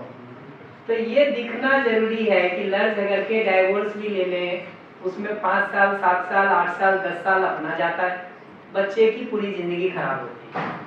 तो ये तय करना जरूरी है कि लड़ झगड़ के स्थिति दुर्भाग्यपूर्ण हो गई हो, डाइवोर्स ले लें, हम मना नहीं कर रहे, लेकिन हम एकदम सिंपल बात कह रहे हैं कि वही समाधान है, या साथ साथ व्यवस्था पूर्वक जीने को समझने का काम करेंगे और जीने का काम करेंगे, वो समाधान। बाध्यता बस लाख में 1, 1000 में 1, करोड़ में 1 किसी को डाइवोर्स लेना पड़े, ये तो समझ में आता है। अगर ज्यादातर जगहों पे वही समस्या बनती जा रही हो और दिनों दिन बढ़ती जा रही हो, हमको रुक के देखने की जरूरत है कि शिक्षा के नाम पे हम क्या दे रहे हैं, संस्कार के नाम पे हम क्या दे रहे हैं, ये रुक के देखने की जरूरत तो पड़ेगी। ऐसे ही समझने की पूरी प्रक्रिया को देखेंगे ना, तो ये दिखता है कि एक छोटा बच्चा अनुसरण अनुकरण के साथ ही बड़ा होता है, जिसका मतलब होता है वो बड़ों को जो करते देखता है वही करता है। आप जैसा खाते हैं वो खाता है, जैसा पहनते हैं वो पहनता है, आप बाल ठीक करते हैं तो बाल ठीक करता है, आप बोरोप्लस लगाते हैं चेहरे में तो भी लगाता है, आप नहीं लगाते हैं तो नहीं लगाता है, क्यों जी, सीरी ला रही है। तो ये दिखता है। और एकदम देखिएगा आप, वो इतना चलता है कि अगर लड़कियां बोरोप्लस लगा रही हैं तो बच्चियां बोरोप्लस लगाती हैं, बच्चे नहीं लगाते। 1-2 दिन लगाएंगे भी तो तीसरे दिन से छोड़ दें। वो सारा चलता है, बड़ों को देख करके वो बड़ा होता है। अनुसरण अनुकरण वही करता है जो हम कहते हैं। आज्ञा पालन की जगह पर बच्चा एक समय रहता ही है कि जो हम उसको कहते हैं वो सुनता है। माँ मारे भी 4 थप्पड़ तो घूम करके माँ के पास ही आता है। इस फेज से बच्चा गुजरता ही है। कठिनाई ये होती है कि अनुसरण अनुकरण के फेज पर वो हमको झूठ बोलते देखता है तो वो भी झूठ बोलता है, वो हमको गुस्सा करते देखता है तो वो भी गुस्सा करता है, वो हमको फैशन में 10 चीजें खर्च करते देखता है तो वो भी सीखता है। यहाँ पर जितने तरह की गलतियां हम कर रहे हैं वो सब वो सीखता रहता है। आज्ञा पालन की जगह पर हालत ऐसी दिखती है कि पति पत्नी के बीच जिन घरों में झगड़ा चल रहा हो ना, ठीक, पति या पत्नी कोई एक बच्चे को सिखा रहा होता है कि पति घर में आए ना तो उसको कहना पिताजी आप गंदे हैं, आप नालायक हैं, आप घर का व्यवस्था ठीक नहीं देखते हैं, आप हमारा ध्यान नहीं रखते हैं, आप तो माँ को तंग किए हुए हैं, या वाइस वर्सा। पति बोले पत्नी बोले, मुद्दा ये नहीं है, मैं किसी एक की तरफ से नहीं बोल रहा हूँ, मैं इतना कह रहा हूँ कि उसमें आज्ञा पालन की जगह पर भी हम पिसवाते रहते हैं, बच्चे को पिसवाते रहते हैं। और आंखों देखा बता रहा हूँ मैं, मतलब कानों सुना भी नहीं बता रहा, आंखों देखा। उस स्थिति में आके हम खड़े हो गए हैं, वो बेचारा क्या आज्ञा पालन करेगा जी, तो क्या आज्ञा पालन करेगा। फिर हमको लगता है वो बात नहीं सुनता है, सुनने लायक छोड़े कहाँ है जी, उसको सुनने लायक छोड़े कहाँ है।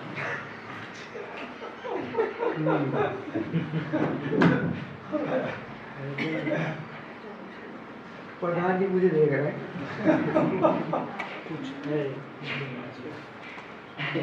ऐसे ही देखेंगे ना आगे, तो अनुशासन की जगह पर कुछ कह रहे, ऐसे ही देखेंगे ना तो अनुशासन की जगह पर अगर हम उसको जीने के निश्चित व्यवस्थित नियमों को बताते हैं और उसको जी करके वो सुख समृद्धि पूर्वक जी पाता है तो आगे वैसा खुद से जीने की सोचे। हमारे बताए तरीके से चल के अगर उसको दिखता है कि जिंदगी उसकी उलझ गई, ठीक है, तो बेचारा क्या तृप्ति महसूस करेगा और क्या वैसा जीने की सोचेगा। जिन तरीकों से हमने उसको बड़ा किया उसमें बड़ा होकर के अगर वो खुद उलझन में है, खुद परेशानी में है, तो लौट करके क्या वैसा जीने की सोचेगा। तो अनुशासन से जो स्वानुशासन में जाने की प्रक्रिया है वो प्रक्रिया ही बंद हो जाती है। उसके बदले यहाँ से स्वानुशासन में जाने के बदले वो विरोध करना शुरू, फिर वो अपने माँ बाप का, अपने रिश्तेदारों का, बाकी समाज का, सबके खिलाफ झंडा लेकर घूमता हुआ दिखाई। हमको ये समझना जरूरी है कि ये बच्चा बचपन से ही नालायक नहीं था। एक छोटे बच्चे को देखेंगे, अनुसरण अनुकरण से ही चलता है, 10 चीजों को समझना ही चाहता है, 20 सवाल पूछता ही है। कोई भी नई चीज को देखता है उसके बारे में 10 सवाल पूछता है। आपके घर में कोई छोटा बच्चा हो ना, आप देखिए, वो जिस चीज को भी देखता है उसको लेके देखना चाहता है, उससे जुड़ा 10 सवाल पूछना चाहता है। इसका मतलब वो क्यूरियोसिटी, वो जिज्ञासा उसमें है ही। हम उसको धीरे धीरे कुचल देते हैं अपने डिजाइन से, उसको चलाने के हिसाब से। फिर हम कहते हैं बेटा हाथ से बाहर निकल गया, जी निकल ही जाएगा, हम ही धक्का दे के उसको बाहर कर रहे हैं। और जब बाहर हो जाता है तब शिकायत करते हैं कि बेटा बाहर निकल गया। मेरे पे किसी ने जो है ना फेसबुक पे एक बहुत अच्छी कविता भेजी थी, इसे किसी रूप में जो वो कैसे लेगा मुझे नहीं पता, मैं सुनाना चाहता हूँ।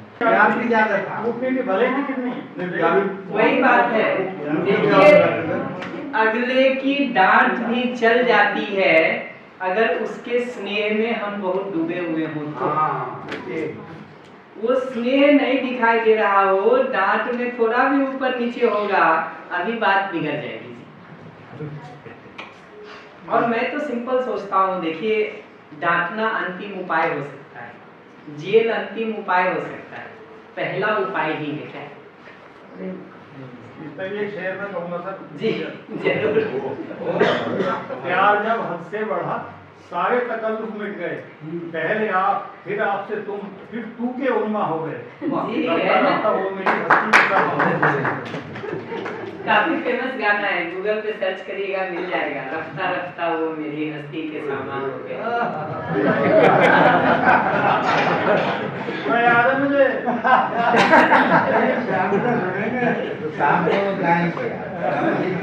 ये इसका मुझे इसलिए पता है, मैं भी असल का गाया हुआ मैं बता रहा हूँ, मुझे वो तो नहीं पता, मुझे इसलिए पता है कि 2005 में एक मसूरी में शिविर हुआ है। साधन भैया ने उसका प्रबोधन किया है। उसमें कोई एक दिल्ली से आई हुई दीदी थी जो ये गीत सुना रही, तो उसकी रिकॉर्डिंग में मैंने इसको पहली बार सुना था, इसलिए मुझे याद है। कूटने वाला नहीं जी, रफ्ता रफ्ता का। ये रफ्ता रफ्ता टूटता है। सारी रामायण पता चला सीता किसकी बात थी। बढ़िया, तो हम अब न्याय सुरक्षा पे आ जाते हैं। न्याय सुरक्षा पर आने के पहले मैं शिक्षा संस्कार के बारे में एक बात कहना चाहूंगा। अगर हम चाहते हैं कि आज की शिक्षा व्यवस्था ठीक हो ना, तो एक उपाय तो ये हो सकता है कि हम कहें सरकार जिस दिन ठीक करेगी उस दिन ठीक होगा। बात भी सही है कि सरकार जिस दिन ठीक करेगी उस दिन तो बहुत कुछ ठीक हो सकता है, लेकिन मेरे हिसाब से समाधान सोचने का ढंग ये है कि सरकार जब करेगी तब करेगी, हम आज के दिन क्या कर सकते हैं। मेरे हिसाब से गांव में कुछ लोग भी अगर मन बना लें ना, दो में से एक काम कर सकते हैं। या तो गांव में जो स्कूल ऑलरेडी बन के रखा हुआ है, जो टीचर ऑलरेडी आ रहे हैं, जो तनख्वाह उनको ऑलरेडी दी जा रही है, गांव के कुछ जिम्मेदार लोग मन बना लें तो उस स्कूल की व्यवस्था को ठीक करने का काम कर सकते हैं। उस स्कूल की व्यवस्था को ठीक करने का काम कर सकते हैं। जो बिल्डिंग ऑलरेडी बना हुआ है, जहां टीचर ऑलरेडी आ रहे हैं, और निश्चित रूप से वो टीचर प्राइवेट स्कूल के टीचरों से ज्यादा क्वालिफाइड हैं, क्योंकि कंपटीशन पास करके आए हैं, उससे ज्यादा सैलरी उनको मिल रही है। थोड़ा गांव के लोग अगर मन बना लेना तो वो व्यवस्था ठीक जी, 10%। और क्या। लेकिन नई शिक्षा नीति तो बहुत ही खतरनाक आ रही है।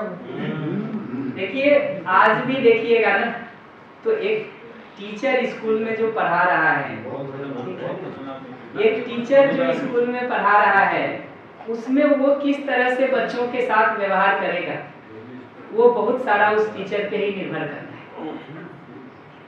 आप अच्छी से अच्छी शिक्षा नीति बना के दे दें कि खराब से खराब शिक्षा नीति बना के दें, उसका ठीक होना ही चाहिए। मैं फिर से कहूँगा कि वो रोल सरकार का है, होना ही चाहिए ठीक, अगर नहीं है तो। लेकिन वो नहीं है तो हम बैठ के सिर्फ उसका रोना रोएंगे, या जो हमारे हाथ में है उसको ठीक करने का भी कुछ काम करें। तो मेरी दृष्टि में तो दो में से एक काम हो सकता है। या तो जो ऑलरेडी बना हुआ स्कूल है, टीचर है, उस व्यवस्था को ठीक करने का काम किया जा सकता है, या वो नहीं हो सकता हो, गांव के कोई भी 2-4 जिम्मेदार बच्चे जो 12th पास कर लिए हों, या बहुएं हों या बेटियां हों या बच्चे हों, 4-6 मन बना लें, अपने गांव और पास के 4 गांव के बच्चे को भी शिक्षा देने का मन काम कर सकते हैं। क्योंकि क्लास 8 तक पढ़ने के लिए कोई बहुत नॉलेज नहीं चाहिए।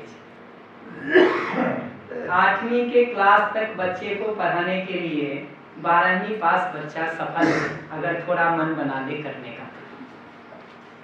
और मुझे लगता है आज के दिन गांव की बेटियां, बहुएं, बच्चे, ये सब 12वीं पास की जगह तक तो पहुंचने लगे हैं ज्यादातर। थोड़ा मन बना लें तो ठीक है, इंटरमीडिएट की पढ़ाई नहीं करवा सकते हो, ग्रेजुएशन नहीं करवा सकते हो, कम से कम 8वीं तक की पढ़ाई तो गांव में दे सकते हैं। और अगर गांव के 10 बच्चे मिलकर के 8वीं तक की पढ़ाई, बच्चे, बच्चियां, बेटियां, बहुएं जो भी हों, वो पढ़ाई कर रहे हैं, करा रहे हैं, बहुत न्यूनतम फीस पे वो पढ़ाई कराई जा सकती है। बिल्कुल 7% कराई जा सकती है। और हर गांव में 10 बच्चे ऐसे बेरोजगार होंगे जो धक्के खा रहे होंगे इधर से उधर अपनी डिग्री लेके। थोड़ा मन बनाने की बात है, सामाजिक सहयोग से लग के उसको करने की बात है। मैं ये नहीं कहूँगा कि आप करने जाएंगे तो पहले ही दिन सब रॉयल रोड बिछा रहता है, लेकिन काम करने जाते हैं तो रास्ता धीरे धीरे निकल ही जाता है। तो शिक्षा की जगह से वो बात देखी जा सकती है कि ये दो में से किसी एक उपाय से शुरू किया जा सकता है। आगे जब कभी आपको अवसर बने सरकार में कुछ करने का, व्यवस्था में कुछ करने का, नीतियों की जगह पर निश्चित रूप से नीतियां भी ठीक बनाई जाएं, व्यवस्थाएं भी ठीक बनाई जाएं, मैं उसके पक्ष में। कूटनीति का जी जी। उसी तरह से न्याय सुरक्षा को देखेंगे ना, तो अपने से ये सवाल पूछने की जरूरत है कि न्याय सुरक्षा का हमारा लक्ष्य क्या है। भविष्य में हमारे साथ अन्याय न हो ये हम चाहते हैं, या रोज रोज अन्याय होता रहे और अपराधी को सजा मिलती रहे ये हम चाहते हैं। अन्याय ना हो अन्याय ना हो ये हम चाहते हैं। तो ये दिखना जरूरी है कि अपराधी को सजा देना हमारी बाध्यता हो सकती है, न्याय का मूल पैमाना नहीं हो सकता। न्याय का मूल पैमाना तो ये है कि हम आपका ध्यान रख के जी सकें, आप हमारा ध्यान रख के जी सकें। न्याय सारा यहाँ खड़ा है। हम आपके साथ नहीं जी पा रहे, आप हमारे साथ नहीं जी पा रहे, तब सजा की या बाध्यता की बात है, उसमें भी पहले सुधार की बात है। क्योंकि हम ये नहीं चाहते हैं कि अपराध होता रहे और सजा मिलती रहे। बाप बेटे के बीच झगड़ा हो गया हो, दो उपाय, एक उपाय है दोनों को अलग अलग रहने का इंश्योर कर दें, ठीक, और जिसको जितने साल की सजा है वो दे दें। दूसरा तरीका ये भी हो सकता है कि ये दोनों जो गलतियां कर रहे हैं उसको पहचान लें, उसको ठीक कर लें और कल से मैत्री और स्नेह के साथ जीने लगे। ये तरीका नहीं काम हो रहा है तो सजा अंतिम उपाय हो सकती है।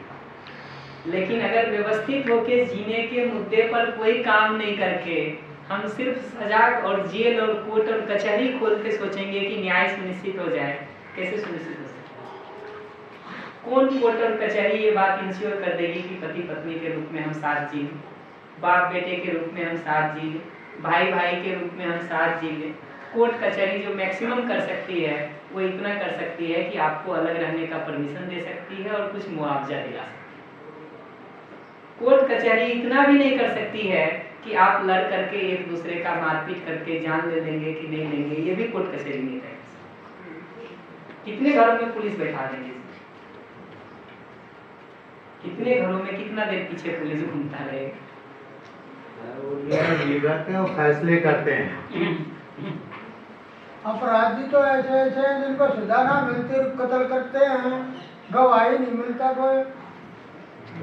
ठीक कह रहे हैं, गवाही डरता है ना। हमको ये समझना जरूरी है, हमको ये समझना जरूरी है कि ये कत्ल करने वाला अपराधी 10 साल 12 साल 15 साल हमारी शिक्षा से गुजर के आया है। तब क्या कर रहे थे हम? वो 10 साल 12 साल 15 साल जब वो बच्चा था जिसके बाद वो अपराधी बना है, वो 10 12 15 साल जो शिक्षा संस्कार का काम उसके साथ हमको करना था, उस समय कहाँ थे? अभी लोकसभा के 251 लोगों पर आपराधिक मुकदमे चल रहे हैं जी। 251 सांसदों को 543 में से। बिल्कुल ठीक कह रहे हैं।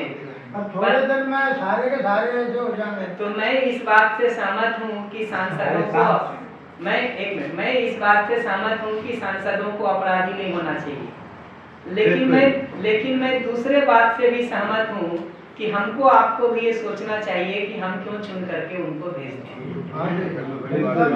अगर हमारा भी ईमान धर्म एक शराब की बोतल 2000 रुपया और एक मुर्गे की पार्टी पर टिका हुआ है, या एक कंबल और एक साड़ी पर टिका हुआ है, तो हमको भी रुक के सोचना चाहिए कहीं हम भी वैसे नेता के लायक ही तो नहीं है।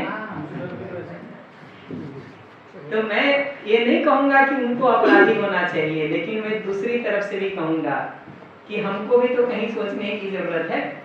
सर्वोदय के समय में हमारे एक राम जी भाई थे, अब वो रहे नहीं। किसी आप में से कुछ लोग जानते होंगे उनको, यहाँ सेंटर पे भी रहे काफी दिन। अपने जमाने में जब वो हमारे एज में रहे होंगे ना, तो आंदोलन काफी बड़ा सर्वोदय का चलाए, और ऐसे ही हुआ कि भाई चुनाव व्यवस्था बदलेंगे, ठीक है, तो साइकिल से घूम के प्रचार करेंगे, पर्चा बांटेंगे, पैसा खर्च ज्यादा नहीं करेंगे, क्योंकि खर्च करेंगे तो बेईमानी से कमाना भी पड़ेगा। तो सारी ईमानदारी से उन्होंने चुनाव लड़े बिहार में, यूपी में, पता नहीं कितनी सीटों पर। वो बताते कि एक जगह भी नहीं जीते, बल्कि वो बिहार के एक एरिया का हालत बता रहे थे कि 250 लोग उनके साथ घूमते थे, वोट मिला कुल मिला के 8 वोट मिलने का मतलब है 7 घूमने वाले 242 लोगों ने भी वोट नहीं दिया। क्योंकि उनको बोतल मिल गई होगी, उनको दूसरे ने खरीद दिया होगा। तो नेता ठीक हो ये तो जरूरी है, हम सहमत हैं उससे। मतदाता ठीक हो ये पहचानना भी जरूरी है। मतदाता ठीक नहीं होंगे लोकतंत्र में, तो नेता ठीक कहाँ से आ जाएगा? अन्ना हजारे खड़ा कर दो, एक वोट ना मिला। इसलिए तो वो खड़े ना होंगे। ऐसा अन्ना हजारे की बात छोड़ दो, मैंने अन्ना हजारे को टेबल दिया। आप किसी के नाम पर नहीं जाते, हम लोग आते हैं। देखिए, हम सबको अपने लिए सोचने की जरूरत। भारत जी आ गए हमारे, हम कितना याद कर रहे हैं आपको तब से कि व्यवस्था की चर्चा में हमारे भारत जी नहीं है, अब हम कहें किसको। हमने कई बार कहा लोगों को कि भारत जी यही नहीं। न्याय सुरक्षा की जगह पर देखेंगे ना, तो न्याय का मतलब है मानव के रूप में दूसरे मानव के साथ हम संबंध को पहचानते हैं। संबंध में विश्वास, सम्मान, स्नेह, ममता, वात्सल्य, श्रद्धा, गौरव, कृतज्ञता, प्रेम, इन मूल्यों को, इन भावों को निर्वाह करते हैं, एक्सप्रेस करते हैं। हमारे ठीक एक्सप्रेस करने को अगला भी पहचान पाता है कि हाँ, मैंने उसके साथ ठीक जिया, इस आधार पर मैं भी सुखी होता हूँ, जिसके साथ जीता हूँ वो भी सुखी होता है। ये न्याय का मतलब है। इस विधि से जब हम जीने जाते हैं ना, तो हमारी भी तृप्ति होती है, अगले की भी तृप्ति होती है। और ये न्याय की समझ शिक्षा में विकसित होने की जरूरत है, और इसको जीने की जगह परिवार और समाज। इस न्याय की जगह कोर्ट नहीं है, कचहरी नहीं है, थाना पुलिस नहीं है, जेल नहीं है। तो इसका मतलब मैं ये नहीं कह रहा हूँ कि कोर्ट कचहरी थाना पुलिस जेल बंद करें। हम इतना ही कह रहे हैं कि थाना पुलिस कोर्ट कचहरी और जेल इस न्याय की असफलता का द्योतक है। न्याय के असफल होने का इंडिकेटर है थाना पुलिस कोर्ट कचहरी सजा और जेल की जरूरत। जितना शिक्षा में इस काम को हम ठीक ठीक कर पाएंगे कि हर व्यक्ति संबंध को समझ सके, संबंध पूर्वक जीने के योग्य बन सके, जितना परिवार और समाज में उसको जीने का अवसर और वातावरण देने का काम हम करेंगे, उतना हम जेल, कोर्ट, कचहरी, थाना से मुक्त हो सकते हैं। यहाँ पर भी मैं ये कहूँगा कि अल्टीमेटली सरकार जो करेगी वो करेगी, व्यवस्था जो करेगी वो करेगी। हमारी आपकी सीमा में जो संबंध को पहचानने का, संबंध पूर्वक जीने का काम हो सकता है, वो तो हम कर सकें। आप कोर्ट जाते हैं न्याय के लिए, फैसला के लिए, वहां आपको जज को खरीदने के लिए पैसे की जरूरत पड़ सकती है। थाना पुलिस के चक्कर में आप फंस गए हैं, तो उससे बचने के लिए आपको पैसे की जरूरत पड़ सकती है, ये तो हमको समझ में आता है, या पावर की जरूरत पड़ सकती है। लेकिन घर परिवार में संबंध के साथ जीने की मानसिकता को अगर हम बना सकें, अगर आप बना सकें, तो हो सकता है 1000 में एक को, लाख में एक को थाना कोर्ट कचहरी जाना। वो ठीक तो तभी होगा जिस दिन व्यवस्थाएं ठीक होंगी कि जज घुस लेना बंद कर दे, थाना पुलिस में पैसे उस तरह से नहीं लेकर के न्याय के हिसाब से सोचें। ये तो उसी दिन ठीक हो सकता है, उसके पहले तो नहीं हो सकता। लेकिन 10,000 में से 9,999 केस को हम अगर बच्चे को बचपन से ठीक संस्कार के साथ विकसित कर लें, उसको संबंध को जीने की समझ दे सकें, वैसा जीने की योग्यता दे सकें, तो वो केस पैदा ही नहीं होंगे, बल्कि हम परिवार में एक दूसरे के साथ प्रीतिपूर्वक जीने के काम को कर पाएंगे। हमको ये समझने की जरूरत है कि अगर जैसे उम्र बढ़ने के साथ साथ अपने आप गणित नहीं आ जाता, अपने आप विज्ञान नहीं आ जाता, अपने आप अंग्रेजी नहीं आ जाती, अपने आप खेती नहीं आ जाता, अपने आप गाय पालना नहीं आ जाता, अपने आप ड्राइविंग नहीं आ जाती, अपने आप खाना बनाना नहीं आ जाता, ऐसे ही ये समझना पड़ेगा कि न्यायपूर्वक जीना भी अपने आप नहीं आ जाएगा उम्र बढ़ने के साथ साथ, बल्कि खाना बनाना ज्यादा आसान काम है। न्याय के लिए मेहनत उससे ज्यादा लगती है, ड्राइविंग ज्यादा आसान काम है, संबंध में न्याय और प्रीतिपूर्वक जीना उससे ज्यादा सूक्ष्म काम है। ये ज्यादा निष्ठा मांगता है, ज्यादा जिम्मेदारी मांगता है, ज्यादा समर्पण मांगता है, ज्यादा समय और प्रयास मांगता है। उसको दिए बिना हम सोचेंगे कि चीजें ठीक हो जाएं, कैसे ठीक हो जाएंगी? इसी तरह से सुरक्षा का मतलब है मनुष्य जो शेष प्रकृति के साथ जी रहा है वहां पर उसका संवर्धन कर सके, उसका संरक्षण कर सके, उसका सदुपयोग कर सके, ताकि अपनी भी सुविधा की आवश्यकता को पूरा कर सके और प्रकृति भी बेहतर रह सके। तो प्रकृति के साथ जीते समय ये तीन मुद्दा है, सुविधा का सदुपयोग करने का, सुविधा का संरक्षण करने का और सुविधा का संवर्धन या पोषण करने का, उसका इनरिचमेंट का, उसका प्रोटेक्शन का, उसका राइट यूटिलाइजेशन का। ये तीनों में भी देखेंगे, हो सकता है पेड़ लगाने का अवसर हमारे पास नहीं हो, गाय पालने का अवसर हमारे पास नहीं हो, खेत हमारे पास नहीं हो, सदुपयोग करने का अवसर हर आदमी के पास उपलब्ध है, क्योंकि सुविधाओं का प्रयोग हम में से हर आदमी कर ही रहा है।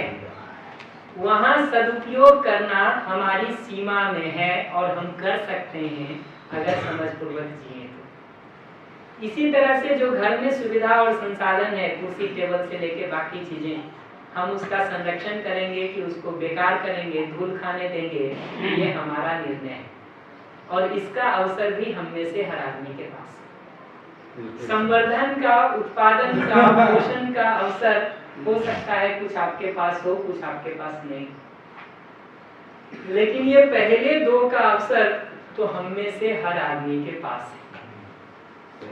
तो इस पूरी दृष्टि से देखेंगे ना, तो मैं ये नहीं कह रहा हूँ कि न्याय व्यवस्था ठीक नहीं हो, मैं ये नहीं कह रहा हूँ कि थाना पुलिस कोर्ट कचहरी ठीक नहीं हो, मैं ये नहीं कह रहा हूँ कि हर आदमी को उत्पादन का अवसर ना मिले, मैं कह रहा हूँ कि सिर्फ उसका रोना रोने से शुरू करेंगे या जो अवसर हमारे हाथ में है वहां से काम करने से शुरू करेंगे ताकि धीरे धीरे और बेहतर अवसर बन सके।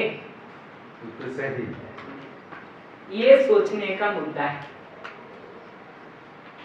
ये सोचने का मुद्दा है। तो शिक्षा और न्याय ये दो पर कोई बात करनी हो तो बताइए, उसको हम पूरा कर लें।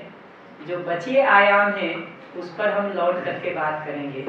इतना देख सकते हैं कि शिक्षा संस्कार के सफल होने से हर व्यक्ति में समाधान का जो पहला लक्ष्य था वो पूरा हो सकता है। उसमें भी आज के दिन स्कूल कॉलेज खुल गए, बिल्डिंग खड़ी हो गई, टीचर को सैलरी दिया जा रहा है, बच्चे भी रोध होकर के ही सही या प्रसन्नता से सही जा रहे हैं। जरूरत सिर्फ इतने की है कि उसके कंटेंट को हम ठीक कर सकें, शिक्षा की वस्तुओं को ठीक कर सकें, शिक्षा की विधि को ठीक कर सकें, जिसके लिए एक पैसा लगने की जरूरत तो नहीं, क्योंकि बिल्डिंग पहले से खड़ा है, टीचर की सैलरी पहले से जा रही है, बच्चे को भी जैसे भी हो हम अपना फीस भर के भेजिए।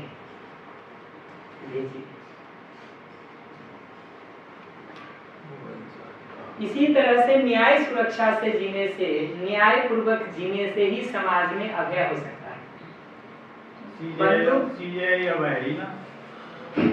जी, बंदूक, कोर्ट कचहरी, जेल, सजा, ये समाज में अभय किसी भी तरह से नहीं ला सकता। हम आपके साथ वृत्ति पूर्वक जीने की सोचते हैं, न्याय पूर्वक जीने की सोचते हैं, आप हमारे साथ न्याय पूर्वक जीने की सोचते हैं, अभय इससे आता है। संरक्षण हम करते हैं, इनका हम संवर्धन करते हैं, उससे प्रकृति में परस्पर पूरकता होगी, सहअस्तित्व होगा, न कि सिर्फ हमारे एक दिन झंडा निकाल देने से, पर्यावरण दिवस मना लेने से, भाषणबाजी कर लेने से और उसके बाद चाय समोसा और कॉफी पी के घर आ जाने से होगा। अब तो जहर बोल रहे हैं, जहर खा रहे हैं, है ना?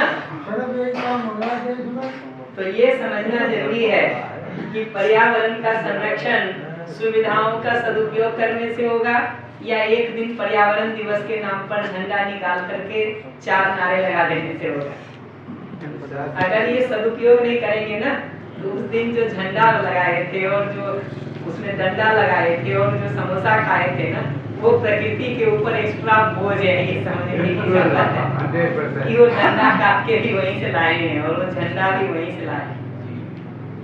तो कम से कम उतना भी लौट के कर सके तो पर्यावरण दिवस 0 पे आ सकता है, नहीं तो मना के खराब कर रहे हैं हम प्रकृति को, ये समझना जरूरी। तो माइंड इट कि हम ये नहीं कह रहे हैं कि झंडा नहीं निकालें, रैली नहीं निकालें, ठीक है, नारे ना लगाएं, हम ये कह रहे हैं कि सिर्फ उतना करके रुक जाने से कोई प्रकृति का संवर्धन, संरक्षण, सदुपयोग नहीं हो जाएगा। शाम जी करीब 20 साल पहले मैं प्रदूषण की शिकायत लेकर गया। दिल्ली सरकार का मंत्री, पर्यावरण मंत्री था। फिर मैं गांव में, जिस गांव में उसका काम था प्रदूषण फैलाने का, जूते, चप्पल, रबड़, प्लास्टिक पर फैलाने का, गलाने का, उसी का काम था। वहाँ गांव में मैंने जाके बताया कि मैं पर्यावरण मंत्री से मिला और शिकायत करी। गांव वाले हंसने लगे, बोले उसी का तो काम है यहाँ पर। ठीक कह रहे हैं। मैं हर बार कहूँगा, सरकार को ठीक होने की जरूरत है, समाज को ठीक होने की जरूरत है, व्यवस्था को ठीक होने की जरूरत है, ये नेता मंत्री को ठीक होने की जरूरत है, निश्चित रूप से जरूरत है। लेकिन ये ध्यान रखने की जरूरत है कि उस सबके साथ आम आदमी को, मतदाता को, हमको भी ठीक होने की जरूरत है। ये पकड़ के रखना जरूरी है। इतने के साथ हम ब्रेक कर लेते हैं। आराम से सोचिए।